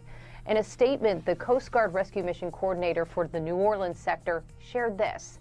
Quote, it took a total team effort from Coast Guard watchstanders, response crews, and our professional maritime partners operating in the Gulf of Mexico to locate the missing individual and get him to safety. First responders say the man, who has not been identified, was exhibiting hypothermic-like symptoms but was clearly responsive. They are calling the outcome a miracle. According to the AP, he was last seen by his sister around 11 p.m. the night before when he left the cruise ship bar. She reported her brother missing when it was clear that he did not make it back to his stateroom. 6 hours later, just before 8:30 p.m. on Thursday, Thanksgiving Day, the rescue was made. The carnival ship the man was on was bound for Cozumel, Mexico, and that vessel also assisted in the search by turning around and retracing its route. In Washington, Alexandria Hoff, Fox News. I guess that makes sense, though. And it would retrace its route because it knows, but you would think that the Coast Guard could get its route from it. I would assume most people are drunk on. How else would you enjoy a cruise?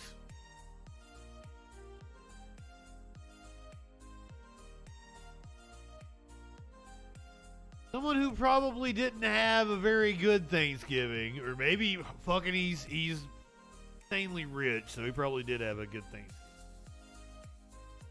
Here, let me try a different segue on this one. Thanksgiving tradition is a lot of people partake on. If you're not from the U.S., is watching some footy ball. They like the footy ball on the Thanksgiving here in the U.S. As I understand it, the Dallas Cowboys usually play. Dallas Cowboys owner, Jerry Jones, is defending a newly unearthed photo capturing him at a Little Rock school civil rights clash. Dallas Cowboys owner, who has pushed back against moves towards greater racial equality or greater racial equity in the NFL, said he attended iconic civil rights protest out of curiosity. Out of curiosity, guys. So this is a picture of a civil rights protest. The desegregating of Central High in Little Rock, Arkansas in 1957.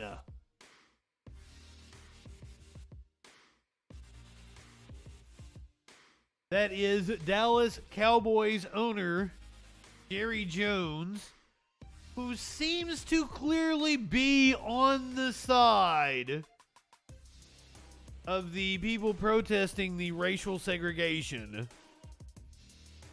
Desegregation, the racial desegregating of a local high school.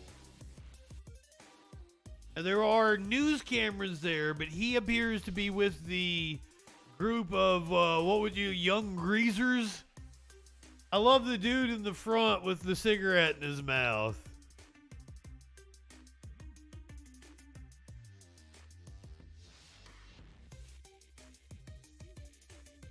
Newly unearthed photo shows a 14-year-old Jerry Jones among a group of white teenagers blocking 6 African-American students from entering a school in Little Rock, Arkansas in 1957. Mr. Jones, the Chad Cigarettes, got a buffalo. Good evening, my friend. Mr. Jones, I almost called him a billionaire earlier, but I wasn't sure. He is indeed a billionaire. The billionaire owner of the Dallas Cowboys acknowledged in an interview with the Washington Post that he was in the photo, which was taken amid protests over efforts to integrate black students into local high schools during the civil rights movement.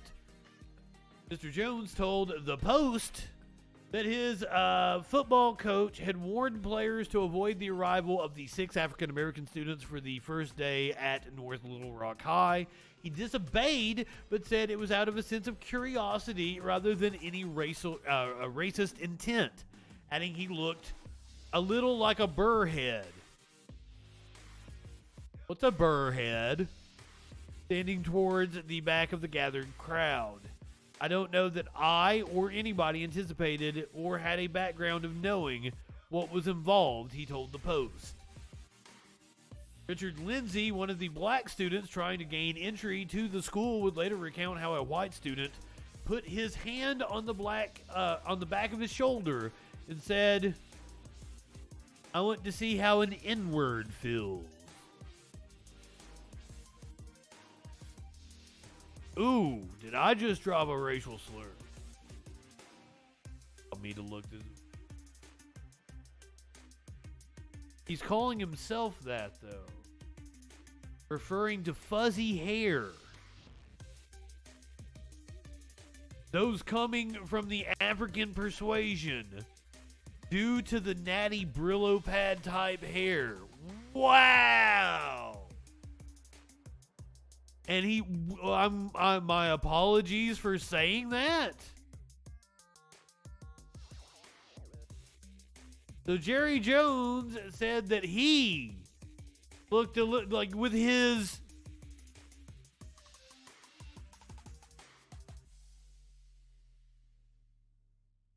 when he's new one for me too. I was thinking like a buzz head because he's got like a buzz cut. That actually popped up on guy in a buffalo. That actually popped up on my Google search. Burrhead Jones, American Professional Wrestling referee. It credits him, but most of them were workers as well. Not permitted to wrestle against Caucasians in some territories, thus he worked as a referee. Died in 2017. Fox, good evening. I don't remember if I told you good evening or not. Grandma claimed he stole their doorbell when he...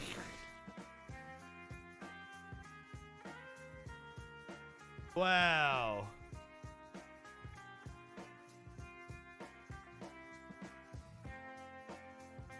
Remember, it was Thanksgiving. I had cool Thanksgiving graphics, but we've gone back to the normal Troll Patrol graphics. You're going to get a couple weeks of the normal Troll Patrol graphics before we go to the Christmas graphics. Already made the Christmas graphics too. Curiouser saw them, but I think I did more to them after Curious. I decorate for Christmas. I think she might like I've got a new countdown video.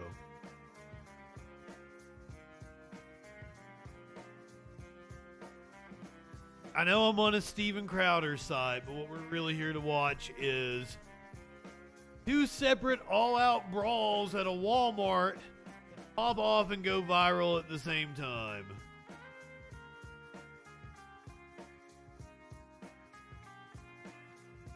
So here is, just because like it's fun. It was Black Friday. I assume these happened on Black Friday, or they're Thanksgiving adjacent. Just because once again we went into it. Heightened emotions around the holidays, apparently.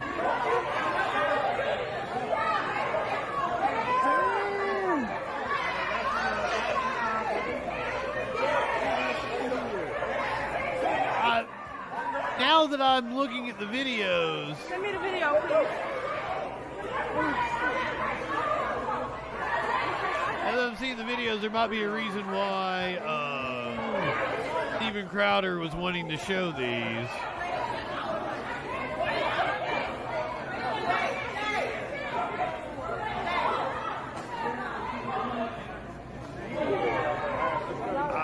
The punches I would not rank as high as the punches from the sheriff's deputy in Georgia. Two separate fights. We need cameras on all these brawls. I didn't understand the racial overtones until I pulled the video up. Oh, that's hilarious, because, like, Steven Crowder highlights these two specific fights, but I'm sure if I was to do some digging, I could find fights with some white people in some Walmarts from this weekend. I guarantee it. This is selection bias with his stories. My apologies for being lazy and just grabbing a Steven Crowder piece.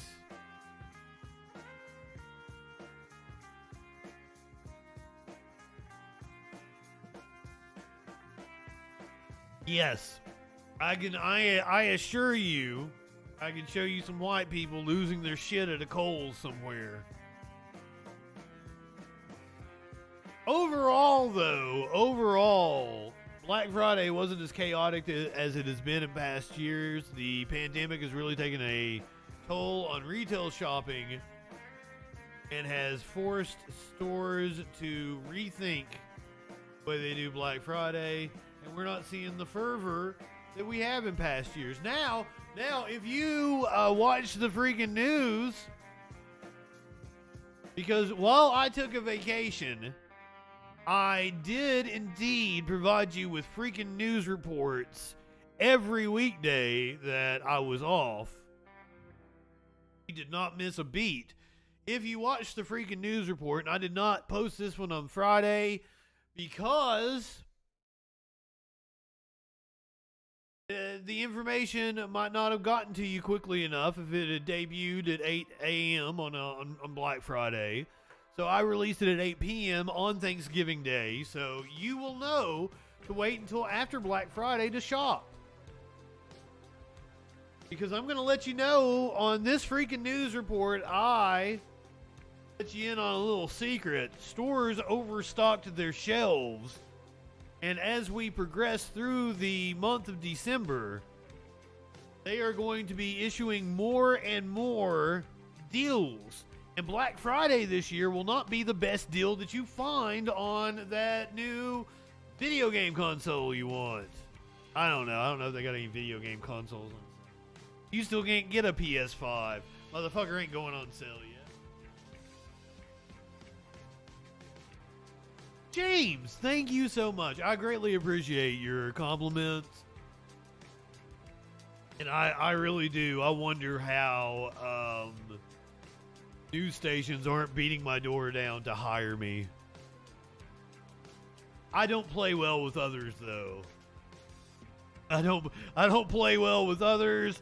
I'm probably not going to do well in a corporate environment, so there is that.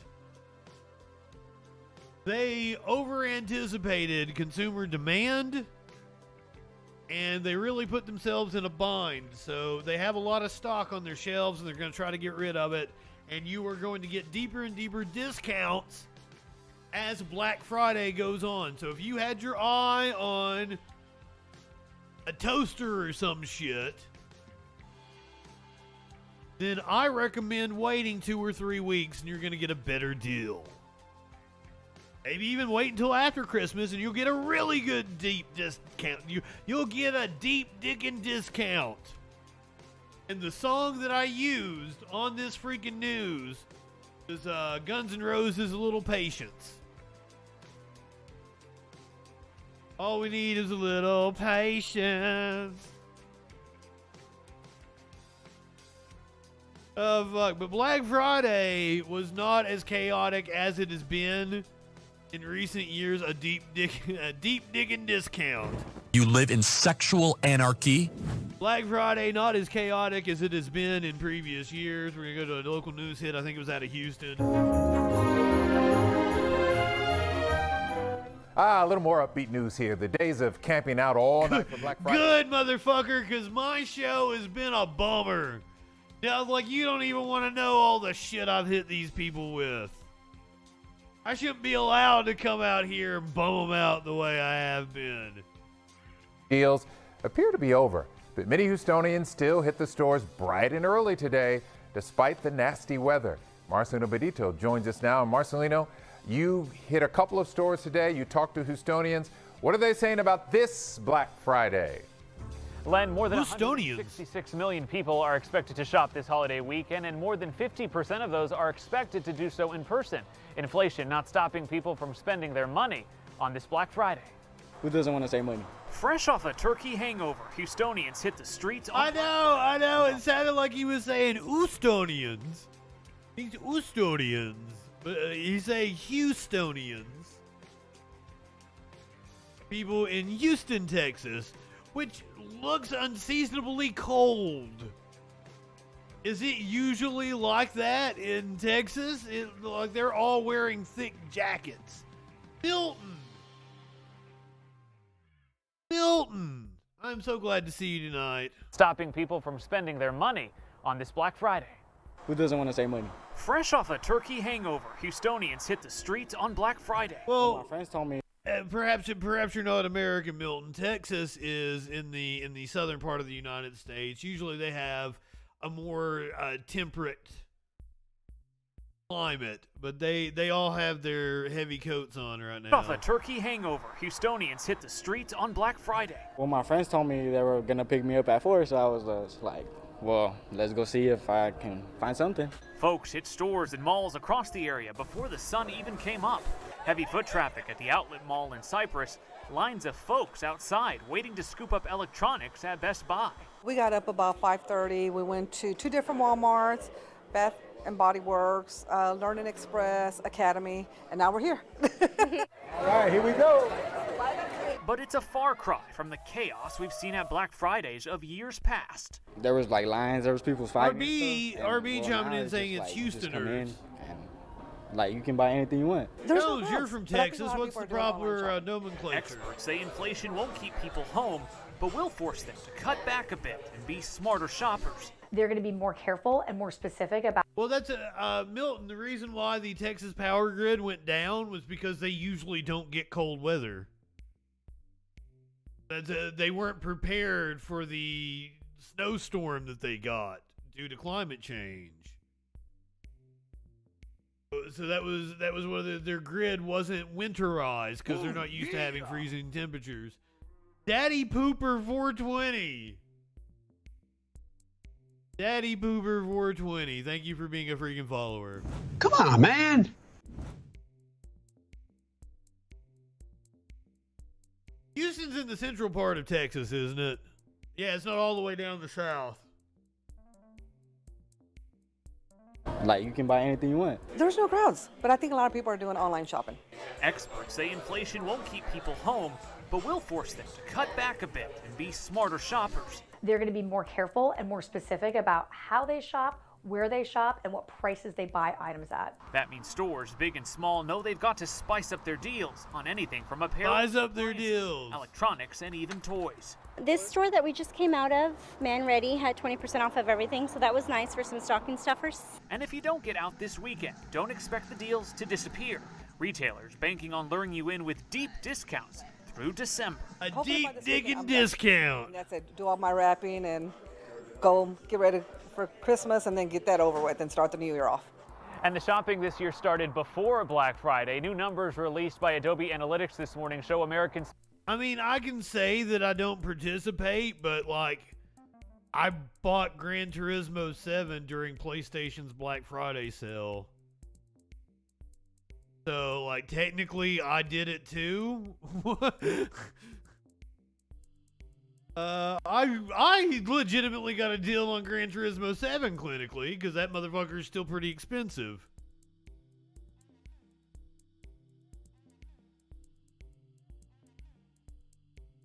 Wait a minute, I was told that, because I did a whole little, like a TikTok, YouTube short video about it. Dumb American asked about British Thanksgiving. Somebody chimed in and was like, Canadians celebrate Thanksgiving. It was like, Canada. Dumb American over here. Canada is part of America.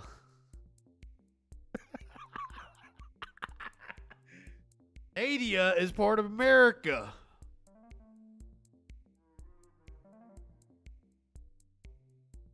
I love the turkey just like quack at him. Quack. The turkey's quack. Wall or something. Walling at King Charles. Oh shit. Another hallmark of the holiday is holiday travel. Holiday travel, always a bitch. This news hit out of St. Paul, Minneapolis, Twin Cities up in Minnesota. Holiday travel. Or traveling through MSP International today now that the Thanksgiving weekend is coming to an end. Adam Duxter is there live right now. What up, Adam? Tell us how things look this morning. This is one of the busiest travel days all year.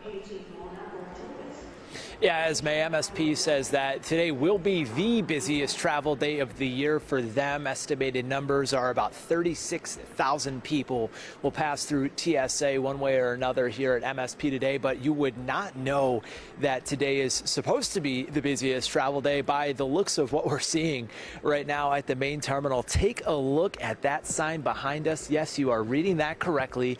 That is the line for TSA at less than 5 minutes right now. People are walking out and walking right through. And folks we've talked to here at the airport say it's a matter of a number of things. One of those is that people are spreading their flights out over the course of the day rather than all coming in at one time. So they've really been able to manage the crowds. They haven't gotten too large. Esme, over the course of the hour or so, 2 hours that we've been here, we've seen maybe the all fake news or the longest 5-minute TSA be about 20 or 25 minutes or so. But still, the airport is saying if you're traveling today, give yourself plenty of time, right? The last thing you want to do is show up thinking you can get through in about 20 minutes or so and then have it be 2 hours, right? And even some folks we talked to who came a little bit early say it's well worth the wait, even if it does take some waiting to get to your flight. Get there as early as possible. We actually were at the airport about 4 hours earlier prior to our departure time. Right. And we were bringing so many packages for our son because he just moved here to Minnesota. So we had a lot of stuff we were bringing. So we wanted to make sure that we had plenty of time. Now, it's one thing to have a short wait time. It's another thing to keep it that way, right, Esme? So we're going to keep tracking these lines. We'll have an update for you tonight on WCCO News at 5:30. Well, I'm taking a note. Maybe on a busy days, go in the morning. What? Who knows? Yeah, go in the morning. What we're seeing today, absolutely. Okay, all right. There you go. Fly in the morning if you can. Okay, so like that's a good debate. Like, would Gran Turismo coming over to PC would like it to have a splash because there are so many simulations. For the longest time, Gran Turismo was the standard bearer. And it is such a deep, rich game. So I don't know. 7 seems to be the least innovative. The least... I mean, don't get me wrong. Like, the thing I love about it, I'm eating up the controller. fucking the PS5 controller. Like, I never knew that was an experience that I was missing in video games. Like, it feels like I have my hand on the wheel of the car, the way the controller is so good. With its, like, and its touch sensitivity and shit. Oh my fucking... Going back and playing on the PS4 when I'm on stream is kind of weird after holding the PS5 controller.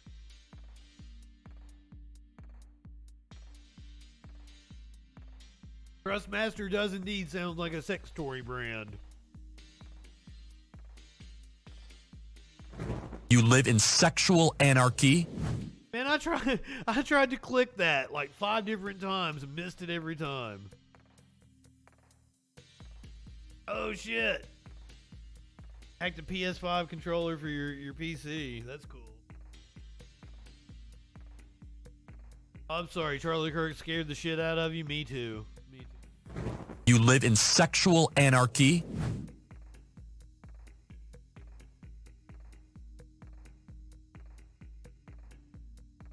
He's kicking authority in the balls.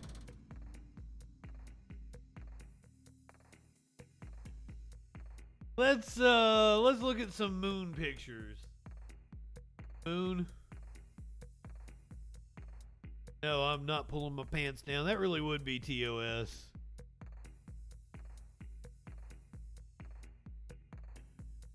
Closest picture of the moon surface yet. Holy shit. Oh, looking.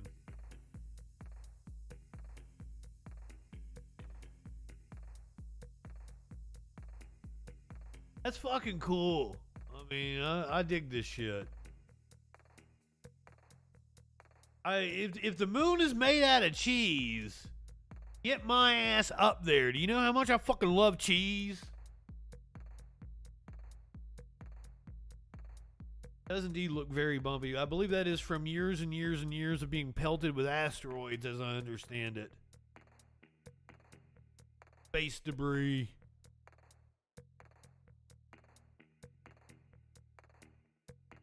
As I understand it. I'm no rocket scientist.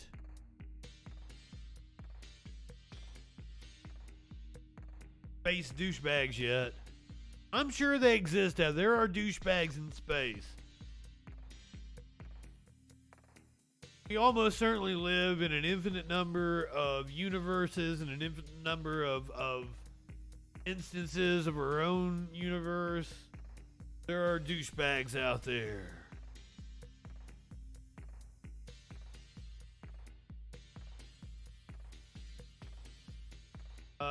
Fucking cheese does a number on my stomach, but I eat it anyway. Who cares? I'm probably lactose intolerant. Or at least somewhat lactose intolerant, but I'm gonna eat fucking cheese. Drink my chocolate milk. Douche in the multiverse of madness. There are douches out there in the universe, I assure you. I follow this puppy sanctuary on Facebook. It's the one that does the will pay for your dinner and hotel visit with a puppy for you to take them out. They dress the puppy up for dinner and they give them their pajamas for you to put them in, and they set you up in a hotel. Chili cheese fries are one of my favorite things in the world. This is that same puppy sanctuary. They do amazing work. And here's some puppies. Good morning, my friends. Hello, happy Sunday. Happy Sunday. All right, okay. So yeah, this is probably this morning. We lost someone. Where is everyone? Okay, all right, well. Getting ready for Christmas there at the puppy sanctuary. Good morning. Little Sasha's still inside. Off we go. I'm gonna find her. The Zero Nalite. Oh, my kitchen helper. I probably fucked your name up. I need to look at it again. So like I'm probably fucking a really good joke up. Keep looking. Hi, Mama. There she comes. Hi, sweetie. Zero, you're my new friend. Thank you for being a freaking follower. Good morning, my friends. Hi. RB, they're not giving you condoms. They don't want you to fuck the goddamn dogs. Jesus. Jesus, dude. We promote sexual anarchy here on the show. You live in sexual anarchy? But don't fuck the goddamn dogs.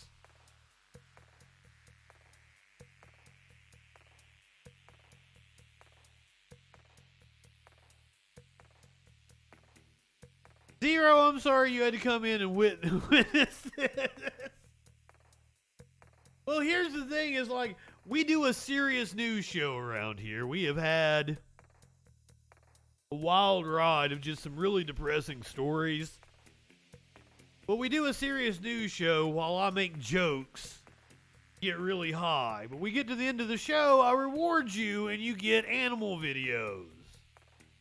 We looked at the closest picture ever of the moon, and then we watched some puppies. But then RB got come in here with his weird fetishes. We don't kink shame. We're very progressive around here, but like, dude. Excuse me. Oh, it's a mud party. It's a raining mud party.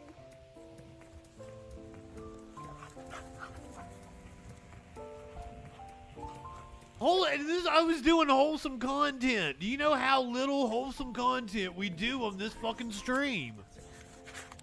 Oh my goodness, I love you too. I mean, if you were to do a statistical analysis of the wholesome content that has ever in the history of the stream, Good morning. we're talking like 2% wholesome content. Here, I'm giving you wholesome content. Hello. Little tiny nugget. It's tiny nugget. I don't think, like, animal shit's not really a kink. That's just kind of weird. There's a line, and RB jumped right over that bitch.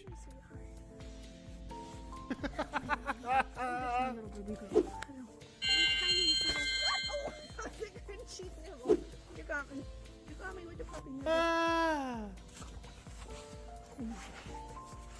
Happy Sunday, beautiful. Happy Sunday indeed.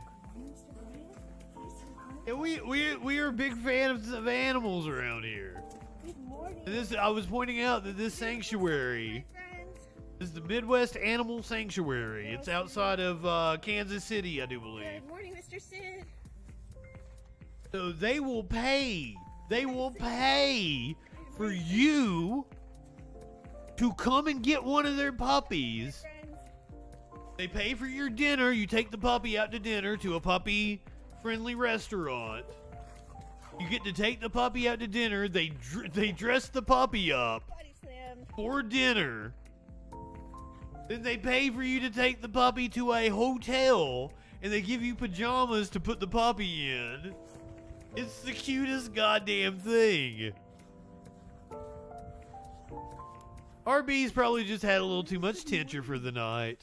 It's okay. No, it's time to eat. RB likes the tincture. Alright, sweet boy.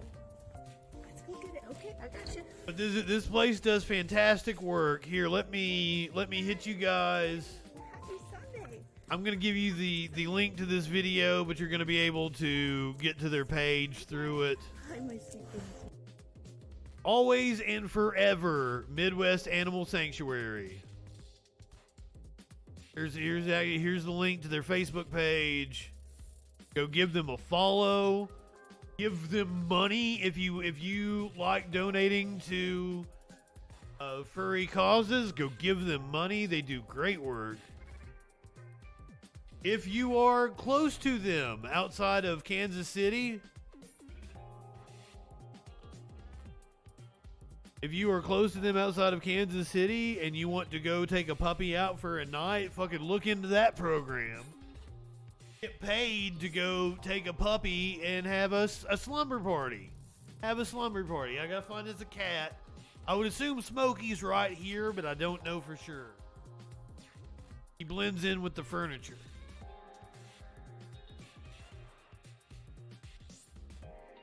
Oh, denied. No Smokey. So that means there's no cat in here. Hold on. Enjoy the puppies. I'll go find us a kitty. I'll see if I can get the kitten. Good morning, my friends. Hi, guys. Good morning, Julian. Hi, Mr. Sharky. Hello. How are you doing? Hi, Sash. Good morning. Good morning. Come on, Nugget. Let's go. Come on. There we go. Oh, excuse me. Oh, it's a mud party. It's a raining mud party.